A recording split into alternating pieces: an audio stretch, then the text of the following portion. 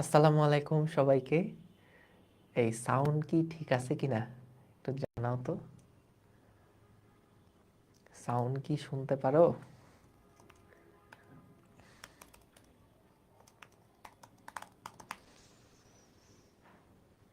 Clear? সব কিছু কি ক্লিয়ার কিনা একটু জানাও।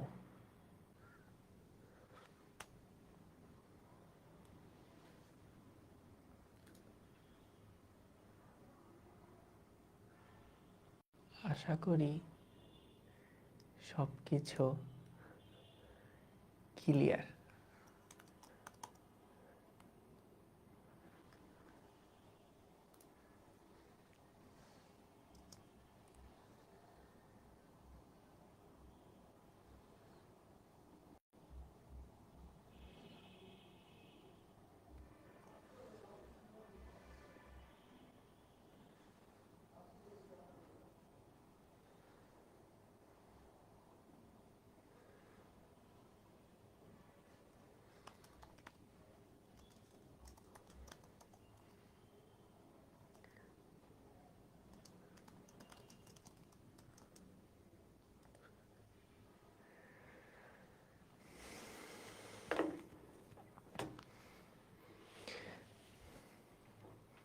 আসসালামু আলাইকুম সবাইকে। আশা করি সবাই ভালো আছো, সুস্থ আছো। আচ্ছা, তোমাদেরকে আমি এই যে এভরিওয়ান ট্যাগ দিয়ে যা কিছু বলি এগুলো কিন্তু কেউ জীবনে সিরিয়াসলি নিও না, হ্যাঁ? এগুলা সিরিয়াসলি নিলে কিন্তু জীবনে বিপদ আছে। যাই হোক, কেমন আছো সবাই? আশা করি সবাই ভালো আছো, সুস্থ আছো। আমরা আজকে কপিকলের যেই একটা পার্ট, আমরা কপিকলের পার্টগুলো তো দেখে ফেলছি, তো আমাদের আজকে হলো ম্যাথ ম্যাথ আমরা দেখব। ঠিক আছে? কপিকলের আমরা বিভিন্ন টাইপের ম্যাথ প্রবলেম সলভ করব। ঠিক আছে? আমরা ম্যাথ প্রবলেম সলভ করব। আর আজকের পরে নেক্সট ক্লাস থেকে আমরা ইনশাল্লাহ কৌণিক গতির মধ্যে চলে যাব। ঠিক আছে? কৌণিক গতির মধ্যে চলে যাব।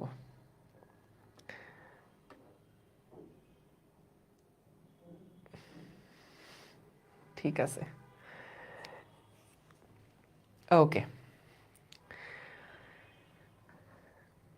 না না না, তোমাদের কিন্তু এক্সামে রিমাইন্ডার একটা দিছে, সাইকেল ওয়ানে দিছে। সাইকেল ওয়ানে হচ্ছে ওই যে আমাদের আগে যে অধ্যায়গুলো হয়ে গেছে, ভেক্টর, বিশেষ করে ভেক্টরের একটা পোস্ট দিছে কিন্তু ভাই, একটু খেয়াল করো সাইকেল ওয়ানে। সো আমরা ওই যে 2টা লেকচার পর পর যে এক্সামগুলো হওয়ার কথা ছিল সেইগুলার আমাদের প্রশ্ন রেডি আছে, প্রশ্নগুলো আস্তে আস্তে আপলোড হবে, জাস্ট টাইপ করে আপলোড দেওয়ার কাজ। কিন্তু মাঝখানে আমরা কয়েকদিন অফ রাখছিলাম এই তোমাদের পরীক্ষার জন্যেই। তো এরপরে আমরা হচ্ছে একটু দেরি করার আরেকটাও কারণ ছিল যে তোমরা যাতে করে যখন একবার লাইভ বুক করতেছো এই সময় তো পড়া হয়েই যাচ্ছে, কিন্তু পরে যখন আবার রিভিশন দিবা তখন যাতে করে ক্লাসগুলোর স্লাইড দেখে পরীক্ষাগুলো দিয়ে যাতে করে রিভিশনটা দিয়ে ফেলতে পারো আর কি। আর যদি পরীক্ষার প্রশ্নগুলো থাকে তখন যারা নতুনভাবে করবা তাদের জন্যও সুবিধা, 2টা ক্লাস করে করে তখন আবার পরীক্ষা দিয়ে শুরু করতে পারো। তো অসুবিধা নাই ইনশাল্লাহ। আমাদের আর কয়টা ক্লাস লাগবে? আমাদের 13টা লেকচারে মোটামুটি আমাদের রৈখিক পার্টটা তো আজকে ইনশাল্লাহ শেষ হয়ে যাবে। রৈখিক পার্টটা আজকে যদি শেষ হয়ে যায় তারপরে নেক্সট ক্লাস থেকে আমরা কৌণিক পার্ট শুরু করব। এই অধ্যায়টা আসলে একটু বড়ই, বুঝছো?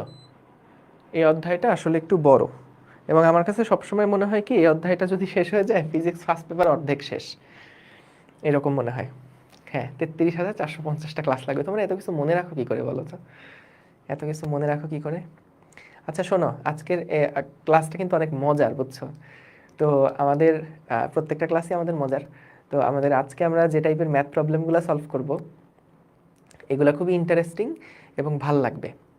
তো প্রত্যেকটা জিনিসই শোনো, তোমরা একটা ভুল করো যখন ম্যাথ করতে যাও।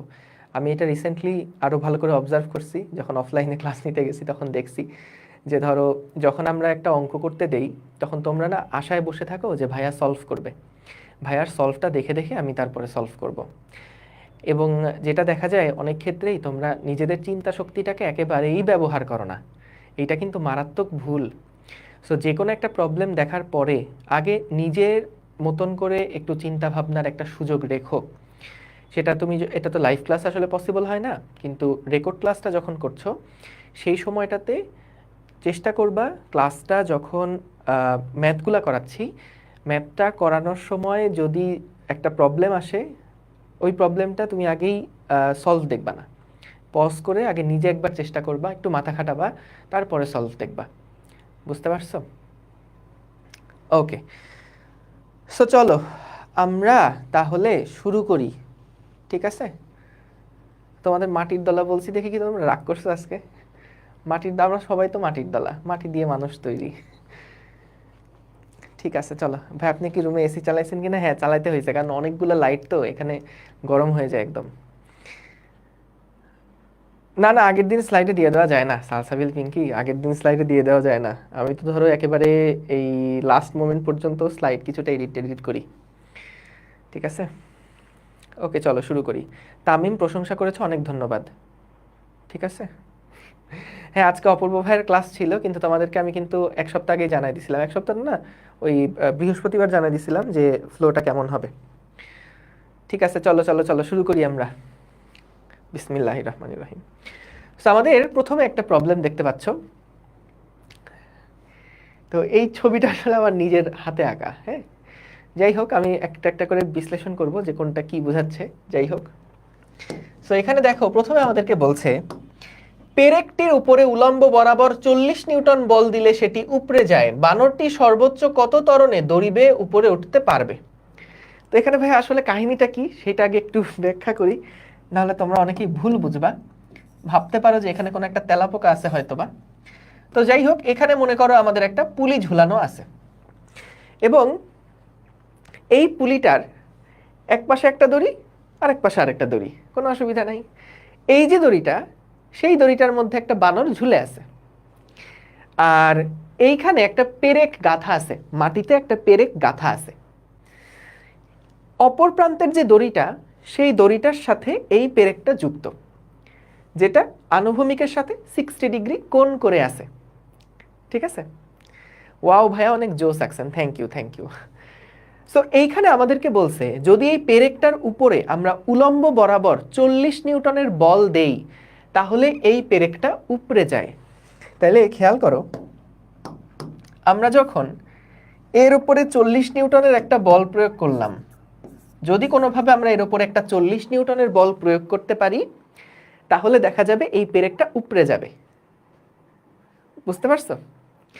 সো আমরা দেখো, বলছো ভাইয়া আজকে অনেক খুশি খুশি, আচ্ছা গুড।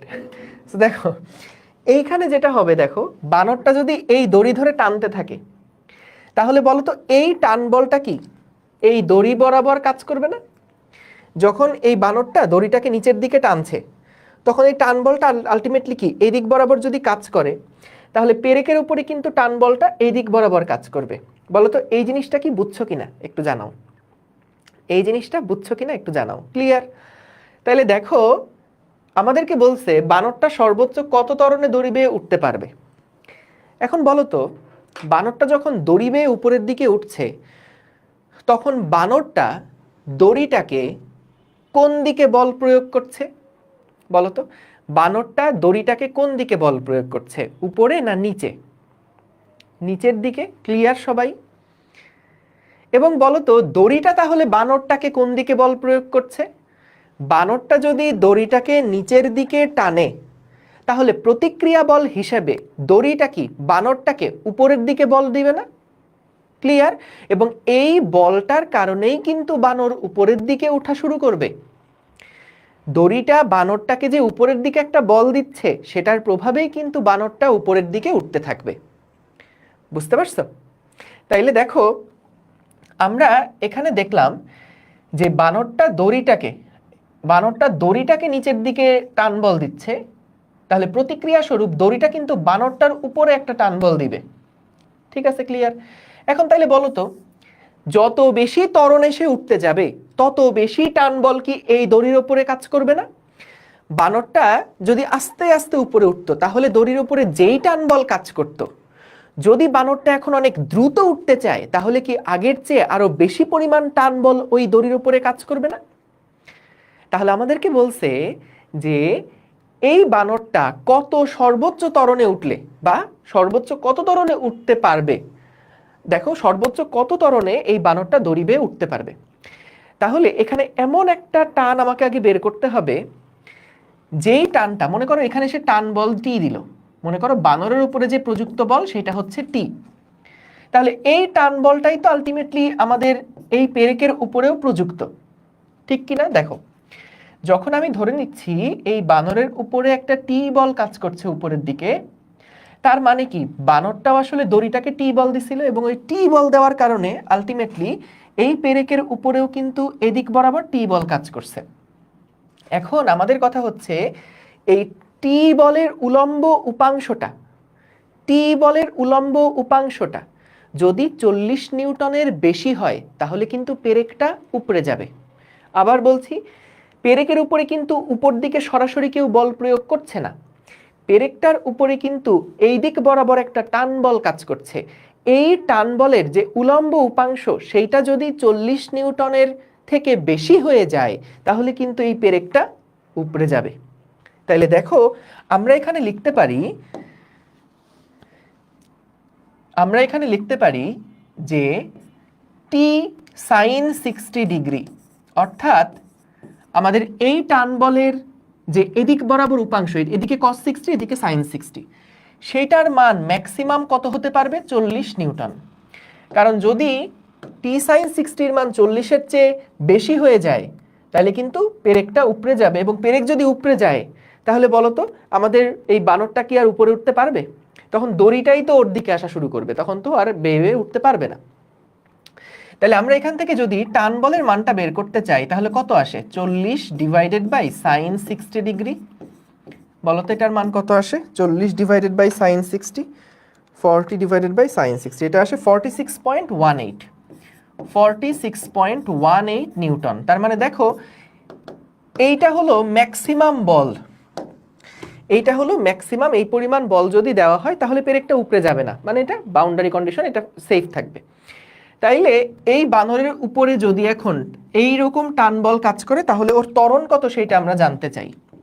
দেখো, বানরের উপরে কিন্তু একটা নিচের দিকে এমজি বল কাজ করছে, তাহলে আমরা লিখতে পারি যেহেতু সে উপরের দিকে উঠছে তাহলে তার বানরের ত্বরণ হচ্ছে এ, তাইলে আমি লিখি বানরের উপরে প্রযুক্ত বল, বানরের উপর প্রযুক্ত বল টি মাইনাস এমজি সমান সমান হচ্ছে এম এ, ওই যে সামেশন অফ এফ সমান সমান এম এ। তাহলে দেখো এই ত্বরণের মানটা কত হয়? ত্বরণের মানটা হয় T minus M G divided by M. তো আমাদের এই এম এর মান একটা দেওয়া ছিল প্রশ্নের মধ্যে, এটা ভুলে গেছি। বানরের যে ভর সেটা 20 কেজি, বানরের ভর এম সমান সমান 20 কেজি, এটা ধরো প্রশ্নে দেওয়া 20 কেজি। তাহলে এখান থেকে কিন্তু আমরা অ্যাক্সেলারেশন কত বের করে ফেলতে পারবো। তাহলে কত হয়? মাইনাস আমাদের হচ্ছে, আচ্ছা দাঁড়াও, 20 কেজি বেশি হয়ে গেছে, 2 কেজি, সরি, এটা 2 কেজি। সো এখান থেকে হচ্ছে 2 × 9.8 ডিভাইডেড বাই এম। বুঝতে পারছো? যখন দেখবা যে প্রশ্ন উত্তর মিলতেছে না, ওই সময় আস্তে করে প্রশ্নটা চেঞ্জ করে ফেলবা। বুঝতে পারছো? এটা হচ্ছে স্ট্র্যাটেজি। হ্যাঁ, এটা হচ্ছে স্ট্র্যাটেজি। ওকে, সো তাইলে দেখো আমরা এই জিনিস বুঝলাম কিনা। চলো পুরাটা আরেকবার রিক্যাপ করি কি করলাম এখানে। দেখো, এখানে যে বানরটা ছিল সেই বানরটা যখন এই দড়িটার উপরে টান দিচ্ছে, এই টান দেওয়ার তো সর্বোচ্চ একটা লিমিট আছে, কারণ এখানে যদি সে বেশি জোরে টান দেয় তখন কিন্তু এটা যদি বেশি জোরে কাজ করে তখন এই পেরেক কিন্তু উপরে যেতে পারে। তাহলে এখানে এমন একটা টান বল সে সহ্য করতে পারবে যার উলম্ব উপাংশ হলো 40। তাহলে সেই টান বল যদি টি হয় তাহলে এই বানরের উপরেও টি বল উপরে কাজ করছে, নিচের দিকে এমজি কাজ করছে, টি মাইনাস এমজি সমান সমান হবে এম এ। তাহলে আমরা আগে টি এর মানটা বের করলাম কিভাবে? যেহেতু উপরের দিকে সর্বোচ্চ 40 নিউটন বল দেওয়া যাবে তাহলে টি এর উলম্ব উপাংশ হবে 40, তাহলে টি সাইন 60, এই যে টি এর এদিকে cos 60 এদিকে সাইন 60, এটার মান হতে হবে সর্বোচ্চ 40। তাহলে টি এর মান কত বের করলাম, যে এই দড়িটার উপর সর্বোচ্চ কতখানি টান দেওয়া যায়। তাহলে বানরের উপরে উপরের দিকে টান বল হচ্ছে 46 আর নিচের দিকে টান বল হচ্ছে এমজি, নিচের দিকে প্রযুক্ত বল এমজি, এই দুইটার ইফেক্টে কিন্তু বানর উপরের দিকে উঠতে থাকবে, তাই টি মাইনাস এমজি সমান সমান এম এ। এখান থেকে এ এর মানটা বের করে ফেললাম। ঠিক আছে, বুঝছো? ঠিক আছে, 2 কেজি বানর এত টি বল কেমনে দেয়? দিতে পারে কিন্তু, অবশ্যই দিতে পারে। কেন? আমার ভর হচ্ছে 80 কেজি, তো আমি কি ধরো যদি এরকম হয় যে 100 কেজি চালের বস্তা আমি তুলতে পারবো না? পারবো তো। তো এটা সম্ভব, এটা সমস্যা নেই। ঠিক আছে, ওকে, তাইলে ডান। আশা করি বুঝতে পেরেছ। ঠিক আছে, আচ্ছা হ্যাঁ, এখানে আরেকটা জিনিস করা যায়, সেইটা হচ্ছে দেখো এখানে একটা ভুল করতেছো। খেয়াল করো, এই টি কিন্তু এমজি এর সমান না। এইখানে যে টিটা কাজ করছে, এই টিটা কিন্তু এমজি এর সমান না। যদি দুইটা সমান হতো তাহলে কি এই বস্তু উপরের দিকে ওঠা শুরু করতো? এর কি উপরের দিকে তাহলে ত্বরণ থাকতো? থাকতো না কিন্তু। তো অনেকে বলতেছো ভাইয়া এই টি যদি এমজি এর সমান হয়, তাহলে আপনি এখানে জাস্ট এমজি জায়গায় টি বসায় দেন, তো তখন কিন্তু এটা ত্বরণটা শূন্য হয়ে যাবে, মানে ওই স্থির থাকবে। ঠিক আছে, ওকে, ডান। ঠিক আছে, চলো পরের প্রবলেমে যাই। এইটা আগে একটু ছবিটা আঁকলে তোমরা সহজে নিজেরাই প্রবলেমটা সলভ করে ফেলতে পারবা। একটু ছবিটা ছোট করে এঁকে ফেলি। দেখো, আমাদেরকে বলেছে দুইটা কপিকল আছে, দুইটা কপিকল আছে, দুইটা কপিকল আছে। এইখান থেকে একটা ভর এখানে যুক্ত, আর এই দড়ি বেয়ে, দেখো এই যে এই দড়িটা বেয়ে এখানে আরেকটা ভর আছে। ঠিক আছে, এবং এইখানে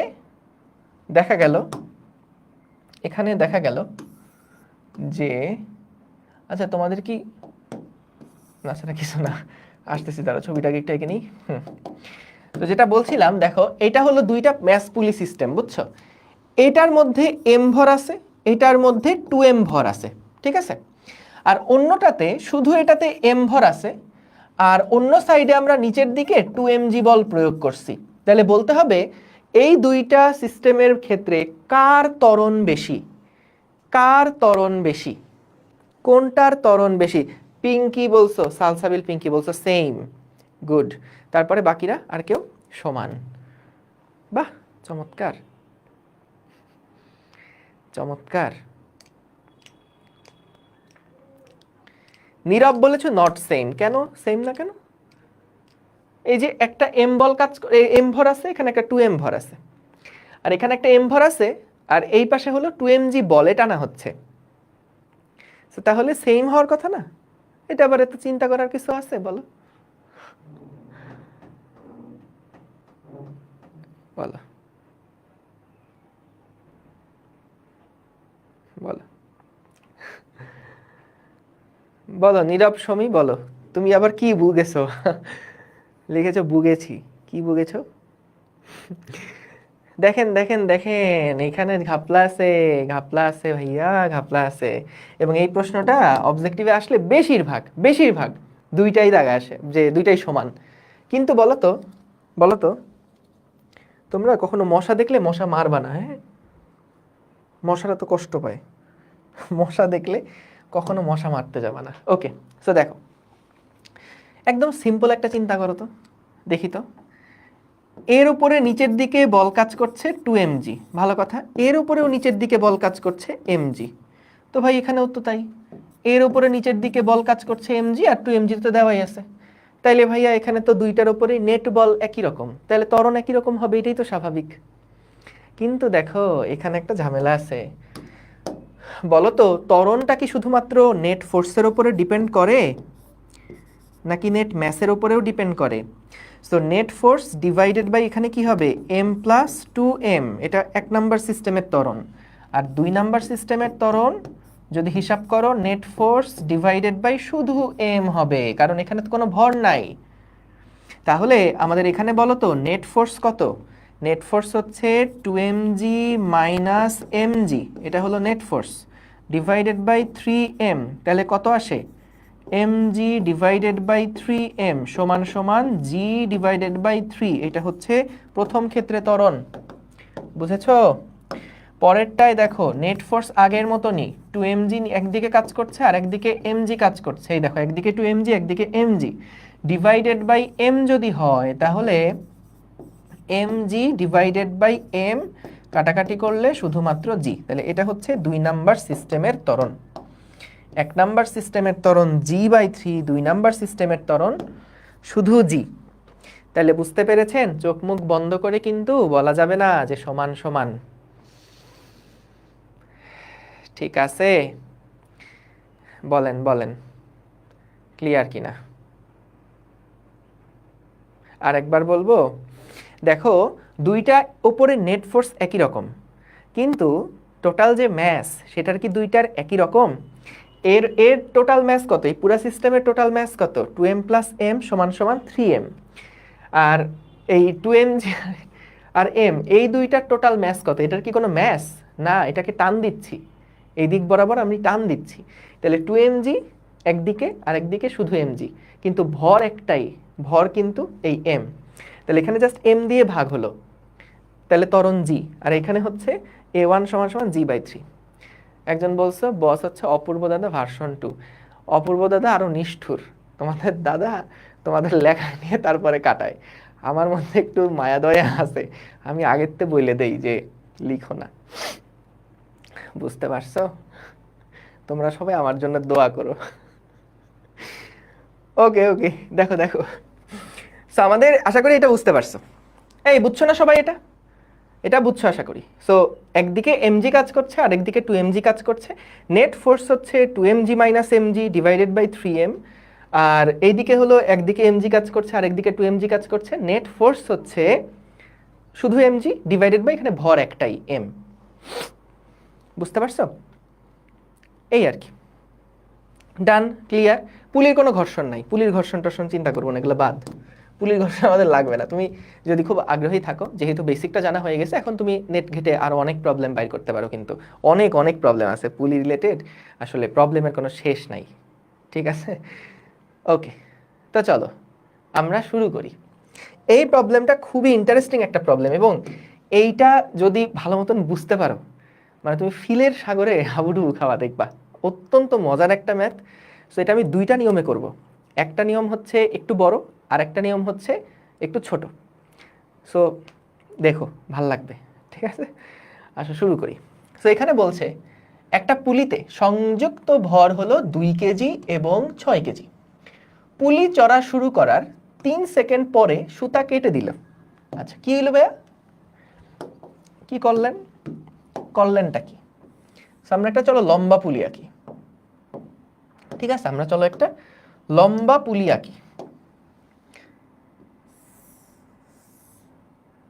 লম্বা পুলি, পুলি তো লম্বা না, দড়ি লম্বা। সরি, আমি আন্তর্জাতিকভাবে দুঃখিত তোমাদের কাছে, আন্তর্জাতিকভাবে দুঃখিত, আন্তর্জাতিকভাবে দুঃখিত। ঠিক আছে, এখন দেখো একটা ভর হচ্ছে 2 কেজি এবং আরেকটা ভর হচ্ছে আমাদের 6 কেজি। দুইটা প্রথমে এরকম সমান সমান লেভেলে আছে। যেটা একটু ভারী সেটাকে চলো আমরা একটু ভরাট করে দিই, দেখতেই সুন্দর লাগছে। তো ভাইয়া এই ভরটা হচ্ছে 2 কেজির এবং এই ভরটা হচ্ছে 6 কেজির। বুঝতে পেরেছো? বুঝতে পেরেছো? এখন দেখো পুলিতে সংযুক্ত ভরে, তো পুলি চলা শুরু করার 3 সেকেন্ড পরে সুতা কেটে দেওয়া হয়েছে। হ্যাঁ, চলা শুরু করার 3 সেকেন্ড পরে কেটে দেওয়া হয়েছে। এখন খেয়াল করো, আমাদের যখন পুরো কাহিনীটা কি হবে বলো তো? যখন তুমি এটাকে লেভেলে রাখবা, এটাকে যখন তুমি লেভেলে রাখবা, ধরো এটা না কয়েকটা কপি লাগবে আমার কাছে। আচ্ছা, কপি থাকলে দেখতেছি, অসুবিধা নাই। সো যখন তুমি এটাকে লেভেলে রাখবা, তখন ভাইয়া বলো তো এই সিস্টেমটা তো এরকম স্থির থাকবে না, এটার কি একটা ত্বরণ হবে না? সো যখন এটার একটা ত্বরণ হবে, তখন ত্বরণ কোন দিকে হবে? ত্বরণটা কোন দিকে হবে বস? নিচের দিকে 6 কেজি বস্তু নামতে থাকবে আর উপরের দিকে আমাদের 2 কেজি বস্তু নামতে থাকবে। এই বুঝতে পারছো? তোমাদের কাছে এবার একটা কঠিন প্রশ্ন করি, দাঁতটা ভেঙে যাবে প্রশ্ন শুনলে। এর ত্বরণ যদি নিচের দিকে এ হয় আর এর ত্বরণ যদি উপরের দিকে এ হয়, বলো তো একটার সাপেক্ষে আর একটার ত্বরণ কত? একটার সাপেক্ষে আরেকটার ত্বরণ কত? চমৎকার, ভেরি গুড। উত্তর হচ্ছে, এই দেখো আবার অনেকে বলতেছে 0, কেউ কেউ বলতেছে 2a। সো এটা নিয়ে একটু মাথা খাটাও, আমি আসবো এটাতে। এখন দেখো আমাদের এই ত্বরণটা কত, সেই ত্বরণটা তো আমরা বের করতে পারি নাকি? ত্বরণটা তো আমরা বের করতে পারি। সো দেখো তো এই a সমান সমান কি জানি ছিল ভাইয়া? ওই যে 6 - 2 ইন্টু জি ডিভাইডেড বাই 6 + 2। এই দেখো আমি যদি সমীকরণ ভুলটুল লিখি, আচ্ছা এটা লিখে দিই, এটা একটু লিখে দেই। এটা হচ্ছে আমাদের 6, আচ্ছা না কি আর লিখবো বলো, এটা হলো মূলত এই যে সেই m1 - m2 into G divided by m1 + m2, বুঝতে পেরেছো? সো এটা আমরা লিখলাম। তো এটার ভরকে ধরে নিচ্ছি m1, এটাকে বলছি m1, এটাকে বলছি m2। চমৎকার। তাহলে এখান থেকে আমরা পাচ্ছি কত? এখান থেকে পাচ্ছি 4g divided by 8 is equals to g/2। তার মানে এই সিস্টেমটা নিচের দিকে g/2 ত্বরণে যাবে, এই সিস্টেমটা উপরের দিকে g/2 ত্বরণে যাবে। ঠিক আছে, একটা নিচের দিকে g/2 ত্বরণে যাচ্ছে আর একটা উপরের দিকে g/2 ত্বরণে যাচ্ছে। ঠিক আছে, এইবার দেখো যে আমাদের 3 সেকেন্ড পরে নাকি সুতাটা কেটে দেওয়া হয়েছে। 3 সেকেন্ড পরে সুতাটা খটাস করে কেটে দেওয়া হয়েছে। তাহলে বলো তো এই ত্বরণটা কতক্ষণ পর্যন্ত থাকবে? এই ত্বরণটা কতক্ষণ পর্যন্ত থাকবে বলো তো? এই ত্বরণটা কতক্ষণ পর্যন্ত থাকবে? 3 সেকেন্ড পর্যন্তই থাকবে। আচ্ছা বলো তো দেখি, যখন খটাস করে আমি কেটে দিলাম দড়িটা, এরপরে তাদের ত্বরণ কত হবে বলো তো? এরপরে তাদের ত্বরণ কত হবে? আফিয়া আক্তার সবার আগে অ্যান্সার দিছে, তারপরে মাহেবি বলছে, তারপর ফারিহা, পুষ্পা। এই এমজি বল, ত্বরণ না তো, জি ত্বরণে তখন তারা নিচের দিকে পড়তে থাকবে। আশা করি বুঝছো, মানে তাদের নিচের দিকে জি ত্বরণ থাকবে, নিচে পড়তে থাকবে কিনা সেটা জানি না, কিন্তু তাদের নিচের দিকে জি ত্বরণ কাজ করবে তখন। ঠিক আছে, তাইলে আসো আমরা কি দেখি, যদি এই যদি এ বেগে এ ত্বরণে চলতে থাকে তাহলে তাদের বেগ কত হবে? আচ্ছা একটু সহজভাবে চিন্তা করো, বলো তো দুইটা যখন দড়িটা কেটে দেওয়া হলো, দুইটার বেগ কি আলাদা আলাদা হবে নাকি একই রকম হবে বলো তো? যখন আমি এই পাশে খটাস করে কেটে দিলাম, তখন দুইটা যখন উপরের নিচে যাচ্ছিল, তখন দুইটার বেগ কি আলাদা আলাদা হবে নাকি একই রকম হবে? ওই মুহূর্তে, যেই মুহূর্তে কেটে দিছি সেই মুহূর্তে কি আলাদা আলাদা হবে নাকি একই রকম হবে? অবশ্যই একই রকম হবে, অবশ্যই একই রকম হবে। সো দেখো এইটা হচ্ছে আমাদের প্রথম ছবি। ঠিক আছে, এটা হলো আমাদের দ্বিতীয় ছবি। দ্বিতীয় ছবিতে কি হচ্ছে দেখো, দ্বিতীয় ছবিতে ধরো 3 সেকেন্ড পরে এটা এই জায়গাতে গেছে, আর 3 সেকেন্ড পরে এটা একটু এই জায়গাতে নামছে। আশা করি বুঝতে পারছো, আশা করি বুঝতে পেরেছো। ঠিক আছে, গুড। তাহলে এখন আমরা কি করলাম? এখন আমরা যেটা করলাম সেটা হচ্ছে, একটু দাঁড়াও ছোট্ট বন্ধুরা, একটু দাঁড়াও, আমি একটু স্লাইডটা একটু সুন্দর করে সাজাই। হ্যাঁ, তাহলে পরের দিকে তোমাদের রিভিশনটা দিতে ভালো লাগবে। দাঁড়াও, আমি একটা কাজ করি, এই দুইটা পুলির অবস্থানটা একই রকম রাখি। হ্যাঁ, দুইটা পুলির অবস্থানটা একই রকম রাখি, তাহলে তোমাদের জন্য এটা বুঝতে সুবিধা হবে। গুড। এই যে দেখো, এইটা ছিল আমাদের লেভেলটা, বুঝছো? এইটা ছিল আমাদের লেভেলটা। তো এই বস্তুটা, এই যে এই বস্তুটা, সেই বস্তুটা উপরের দিকে গেছে আর এই বস্তু নিচের দিকে গেছে। তো ভাইয়া আমাদের এই বস্তুটার উপরের দিকে 3 সেকেন্ড পরে যখন আমরা কেটে দিচ্ছি, এই যে এইখানে মনে করো কেটে দিচ্ছি, যে কোনো একটা সাইডে কাটলেই হলো, কাটলেই তো তাদের মধ্যে সংযোগ বিচ্ছিন্ন হয়ে গেল। তাহলে এই বস্তুটা উপরের দিকে ভি বেগে যেতে থাকবে আর এই বস্তুটা কিন্তু নিচের দিকে ভি বেগে নামতে থাকবে। তাহলে আমাদের এই ভি এর মানটা বের করতে হবে।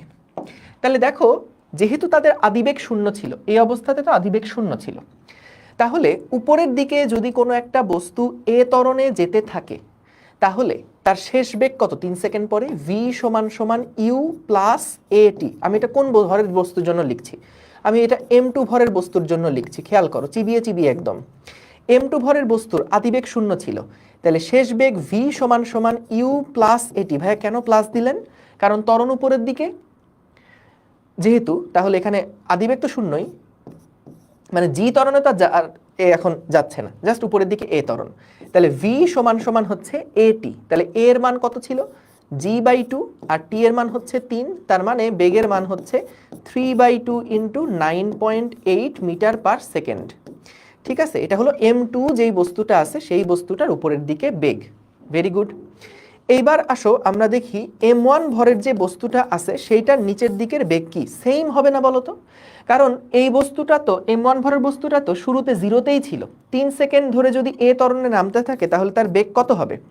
v = u + at কিন্তু হবে। তাহলে আদিবেগ হচ্ছে 0। v এর মান আমরা যদি বের করতে চাই তাহলে একই রকম মান আসছে, দেখো a এর মান হচ্ছে g/2 আর এটা হচ্ছে আমাদের 3, তাহলে এখান থেকে আসে 3/2 ইন্টু 9.8 মিটার পার সেকেন্ড। ঠিক আছে, তাহলে ভাই দেখো দুইটার বেগই কিন্তু আমরা দেখলাম একই রকম আসলো, যদিও এটা আলাদা করে বের করা দরকার ছিল না, কারণ আমরা তো আসলে কমন সেন্স দিয়েই বুঝছি যে যেহেতু দুইটা একই সিস্টেমে যুক্ত ছিল, দুইটা বস্তুকে একটা দড়ি দিয়ে যদি টানতে থাকো তাহলে দুইটার বেগ তো একই রকম হবে, এটাই তো স্বাভাবিক। তাহলে দুইটা বস্তু তো আমাদের একই দড়ির সাথে কানেক্টেড ছিল, তাহলে একটার বেগ যা হবে আরেকটার বেগও তো তাই হবে। সো দড়ি দিয়ে কাটার মুহূর্তে কিন্তু দুইটার বেগ সেম থাকবে। বলো এখানে কারোর কোনো প্রশ্ন আছে? এই পর্যন্ত কারোর কোনো প্রশ্ন আছে? বলো। কলেজের সাথে তাল মিলিয়ে চলতে পারছো না, কাঁঠাল মিলাতে পারো কিনা দেখো। সো এখানে আমাদের m1 আর m2 এই দুইটা ভরের বস্তুকে যেই মুহূর্তে কেটে দেওয়া হলো সেই মুহূর্তে কিন্তু দুইটার বেগ একই রকম থাকবে। এবং এই বেগের মানটা দেখো আমরা এমনিতেও বের করলাম, দুইটা একই রকম, এবং তাছাড়াও আমরা এমনিতেও কিন্তু বুঝি যে যেহেতু দুইটা কানেক্টেড ছিল, যেই মুহূর্তে কেটে দিব সেই মুহূর্তে কিন্তু দুইটার বেগ একই রকম থাকবে। তো বলো এখানে কারোর কি কোনো এরকম কনফিউশন আছে যে ভাইয়া আমাদের জি এখানে কেন আসলো না? কারোর কি এরকম কোনো কনফিউশন আছে যে ভাই এখানে কেন জি এর ইফেক্ট আপনি ধরলেন না, এখানে জি কেন নাই, এখানে কেন জি নাই? কোনো কনফিউশন কিন্তু থাকার কথা না। Very good, thank you. কারণ দেখো আমরা তো জি এর ইফেক্ট ধৈরা টইরা সব কিছু নিয়েই তো আমরা ফাইনালি এই ত্বরণটা বের করছিলাম। জি এর ইফেক্ট সব কিছু ধরে টোরে আমরা কিন্তু এই এ ত্বরণটা ফাইনালি যে ত্বরণে সে যাচ্ছে সেটাই কিন্তু বের করছিলাম, তাই না? Good good. তাহলে আমরা 1 নাম্বার প্রশ্ন পারলাম, সবাই তালি দাও। ঠিক আছে, হয়েছে, আর তালি দেওয়া লাগবে না। এবার আসো পরের প্রশ্ন যাই। পরের প্রশ্ন আমাদেরকে বলছে সুতা কেটে দেওয়ার মুহূর্তে ভরদ্বয়ের মধ্যে উলম্ব দূরত্ব কত? ভরদ্বয়ের মধ্যে উলম্ব দূরত্ব কত? কি চমৎকার একটা প্রশ্ন। দেখে হাউমাউ করে যে না কাঁদবে সে আসলে মানুষ না। বুঝতে পেরেছো? সে আসলে মানুষ না। ওকে, সো এখন আমাদেরকে বলেছে দেখো শুরুতে তো তাদের মধ্যে দূরত্ব ছিল 0, তাই না? যখন একটা উপরের দিকে গেল একটা নিচের দিকে গেল তখন তাদের মধ্যে উলম্ব দূরত্ব কত এটা বের করতে বলেছে। এই যে এই উলম্ব দূরত্ব কত কত এটা বের করতে বলেছে। তাহলে আমরা এটা একভাবে বের করতে পারি, আমি একটু স্মার্ট নিয়ম এটা পরে দেখাবো, কিন্তু আপাতত একটু খ্যাত নিয়মটা দেখো। আনবিলিভেবল। সো এইটা হচ্ছে আমাদের সেই লেভেলটা। হ্যাঁ, এখান থেকে আমাদের এই বস্তুটা মনে করলাম S1 দূরত্ব নিচে নামছে, আর এই বস্তুটা মনে করো S2 দূরত্ব নিচে নামছে। একটু কমন সেন্স অ্যাপ্লাই করে আগে একটু বলো বলো তো দেখি, এই দুইটার সরণের মান কি একই রকম হবে নাকি আলাদা আলাদা হবে? সেম হবে না? সেম হবে। গুড। এইবার আসো আমরা আলাদা আলাদা করে S1 বের করি। S1 সমান সমান ut plus half a t square. আচ্ছা, আদিবেগ তো নাই, 0, তাহলে S1 সমান সমান half into g/2 into 3 square. এবং এটা হলো কার জন্য? এটা হলো এই S1 যেটা সেটা বের করছি। S2 সমানও কি একইভাবে হাফ a t স্কোয়ার হবে না? দেখো ut plus half a t square. এই দেখো এই বস্তুটা কিন্তু নিচের দিকে যদি এ ত্বরণে যেতে থাকে, আদিবেগ তো দুজনেরই 0 ছিল, তাহলে এই S2 এর মান কত হবে? আদিবেগ 0, তাহলে এখান থেকে আসছে হাফ a t স্কোয়ার। আর হাফ a মানে কত? a মানে হচ্ছে g/2 ইন্টু t স্কোয়ার বা 3 স্কোয়ার। এটা হলো S2। তাহলে তাদের মধ্যে উলম্ব সরণ কতটুকু বা উলম্ব দূরত্ব কতটুকু? উলম্ব দূরত্ব হচ্ছে S1 প্লাস S2। দেখো S1 এর জন্যও আমি লিখতে পারি হাফ a t স্কোয়ার এবং S2 এর জন্যও আমি লিখতে পারি হাফ a t স্কোয়ার। একটা দারুণ অবজারভেশন আছে এইখান থেকে। এই যে দুইটা a t স্কোয়ার পেলাম, এই যে দেখো তো half a t square half a t square, এটাকে ঢং করে এভাবে লেখা যায় না? হাফ a t স্কোয়ার দুইটা, এই দুইটাকে যদি এর ভিতরে নিয়ে যাও দেখো একটা দারুণ জিনিস হয়, 2a t স্কোয়ার। দেখো এটা খুব দারুণ একটা বিষয়। কেন এটা দারুণ দেখো, আমরা এখানে বলতো পরস্পরের মধ্যে দূরত্ব বের করতেছি। আচ্ছা ভালো কথা, অঙ্ক কিন্তু শেষ, এই পর্যন্ত বুঝলেই আলহামদুলিল্লাহ, আর কিছু লাগবে না। এখন আমরা একটু ইনসাইট নিয়ে কথা বলবো। এই জিনিসগুলো যদি তোমার কাছে কঠিন লাগে, মাথার উপর দিয়ে যায়, তাহলে বেশি টেনশন করো না, চিন্তা করো না। এবার আমি একটু ভিন্নভাবে অঙ্কটাকে নিয়ে একটু ভাববো। হ্যাঁ, দেখো আমাদের যে সূত্র না, s is equals to ut plus half at square, এই সূত্রটাতে আমি যদি কোনো দুইটা বস্তুর মধ্যে আপেক্ষিক দূরত্ব বের করতে চাই, প্রথমে বলো তো তাদের আপেক্ষিক দূরত্ব কত? 0। আর এইখানে তাদের আপেক্ষিক দূরত্ব কত? s1 প্লাস s2 আলটিমেটলি, তাই না? তো আপেক্ষিক দূরত্ব মানে কি? একটা থেকে আরেকটার দূরত্ব কত, একটা থেকে আরেকটার দূরত্ব কত, এটাই হলো আপেক্ষিক দূরত্ব। REL দিয়ে বোঝাচ্ছি রিলেটিভ ডিস্টেন্স। সমান সমান এখানেও হবে রিলেটিভ বেগ, এখানেও হবে রিলেটিভ বেগ into t plus half into relative ত্বরণ ইন্টু টি স্কোয়ার। টাইম তো আর রিলেটিভ না, টাইম তো দুজনের জন্য একই রকম। তাহলে দেখো সূত্রটার মধ্যে কি করলাম ভাইয়া, এই সূত্রটা কি? যদি আমি তাদের মধ্যে আপেক্ষিক দূরত্ব বের করতে চাই, তাহলে আমি তাদের মধ্যে আপেক্ষিক আদিবেগ কত দেখব এবং আপেক্ষিক ত্বরণ কত দেখব, আপেক্ষিক ত্বরণ কত দেখব। তাহলে দেখো আমাদের প্রথমে বলো তো তাদের মধ্যে আপেক্ষিক আদিবেগ কত ছিল? দুইজনেরই শুরুতে আদিবেগ ছিল 0।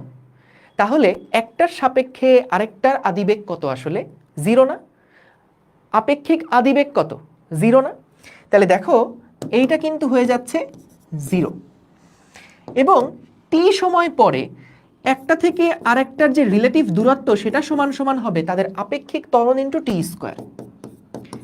এইবার বলো, একটা গাড়ি v1 বেগে যাচ্ছে, উল্টা দিক থেকে আরেকটা গাড়ি v2 বেগে যাচ্ছে, তাদের মধ্যে আপেক্ষিক বেগ কত? v1 প্লাস v2 পড়ছি না আমরা, আপেক্ষিক বেগ 2v। আচ্ছা যদি এমন হয় এবার দুইটা একই দিকে না এসে দুইটা এবার বিপরীত দিকে যাচ্ছে, একটা v1 আর একটা v2, তাহলেও তাদের মধ্যে আপেক্ষিক বেগ কত? তাদের মধ্যে এখনো আপেক্ষিক বেগ কত? এখনো কিন্তু দুইটা যোগ করতে হবে। যদি দুইটা বিপরীতমুখী হয় বেগ, মানে তুমি এভাবেও চিন্তা করো না যে একটা গাড়ি এদিক থেকে আসতেছে v1 বেগে আর একটা গাড়ি এদিক থেকে আসতেছে v2 বেগে, তাদের মধ্যে যে আপেক্ষিক বেগ সেটা v1 প্লাস v2। ক্রস করে যদি একটা থেকে আরেকটা দূরে চলে যায়, তখনও তাদের মধ্যে আপেক্ষিক বেগের কি কোনো পরিবর্তন হচ্ছে? না, তাদের মধ্যে আপেক্ষিক বেগ কিন্তু তখনও v1 প্লাস v2। ঠিক আছে, তাহলে দেখো v1 plus v2, v1 plus v2, অর্থাৎ দুইটা যখন একটা থেকে আরেকটা দূরে চলে যায় তখন আমরা বেগগুলাকে যোগ করলেই কিন্তু আপেক্ষিক বেগ পেয়ে যাই, বেগগুলাকে যোগ করলেই আপেক্ষিক বেগ পেয়ে যাই। তোমার কাছে যদি আরো তুমি ভেঙে ভেঙে চিন্তা করতে চাও, তাহলে ওই যে যার সাপেক্ষে বেগ বের করবা তার বেগটাকে উল্টায় তারপর হিসাব করো, একই রেজাল্ট কিন্তু। এখন বলো, আপেক্ষিক ত্বরণ তো আমরা আগে কখনো পড়ি নাই, কিন্তু আপেক্ষিক বেগের মতনই আপেক্ষিক ত্বরণ। দুইটার ত্বরণ যদি একই দিকে হয় তাহলে বলো তো আপেক্ষিক ত্বরণ কত? দুইটা বস্তুর ত্বরণ একই দিকে হচ্ছে, তাহলে তার আপেক্ষিক ত্বরণ কত? 0। যদি দুইটার ত্বরণ বিপরীত দিকে হয় তাহলে আপেক্ষিক ত্বরণ কত? যোগ করে ফেলতে হবে তখন। যদি এটাও এই ত্বরণে যায় এটাও এই ত্বরণে যায়, তাহলে তাদের আপেক্ষিক ত্বরণ কত হবে? 2a। তাহলে দেখো এখানে যদি আমি 2a লিখি, এই দেখো এই জিনিসই কিন্তু পাইছি, হাফ ইন্টু আপেক্ষিক ত্বরণ into t square, half into আপেক্ষিক ত্বরণ ইন্টু টি স্কোয়ার। এটা কিন্তু খুব পাওয়ারফুল একটা ফর্মুলা, যে আমি রিলেটিভ ভেলোসিটি দিয়েও রিলেটিভ যে কনসেপ্টগুলো আছে সেগুলো দিয়েও কিন্তু এটা হিসাব করতে পারি। বুঝতে পারছো?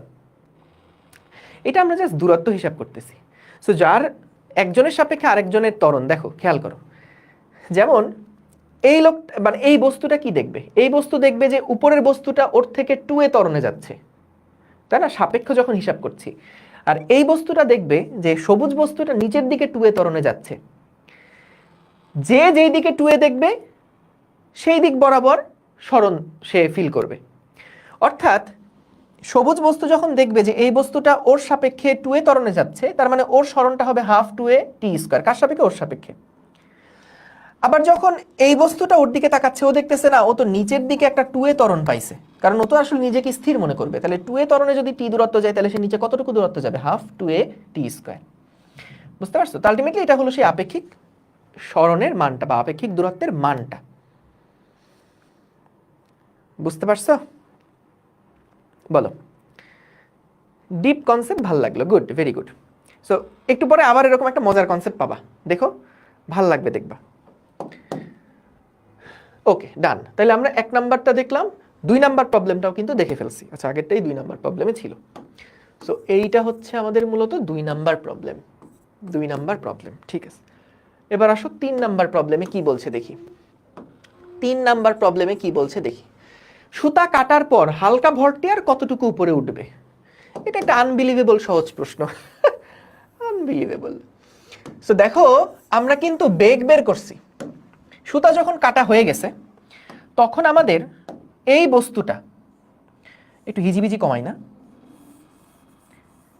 আল্লাহ, কিছু কিছু মসছে, কিছু কিছু মসছে না কেন, এরম হলো কেন? যাই হোক, ভেজালের মধ্যে না যাই।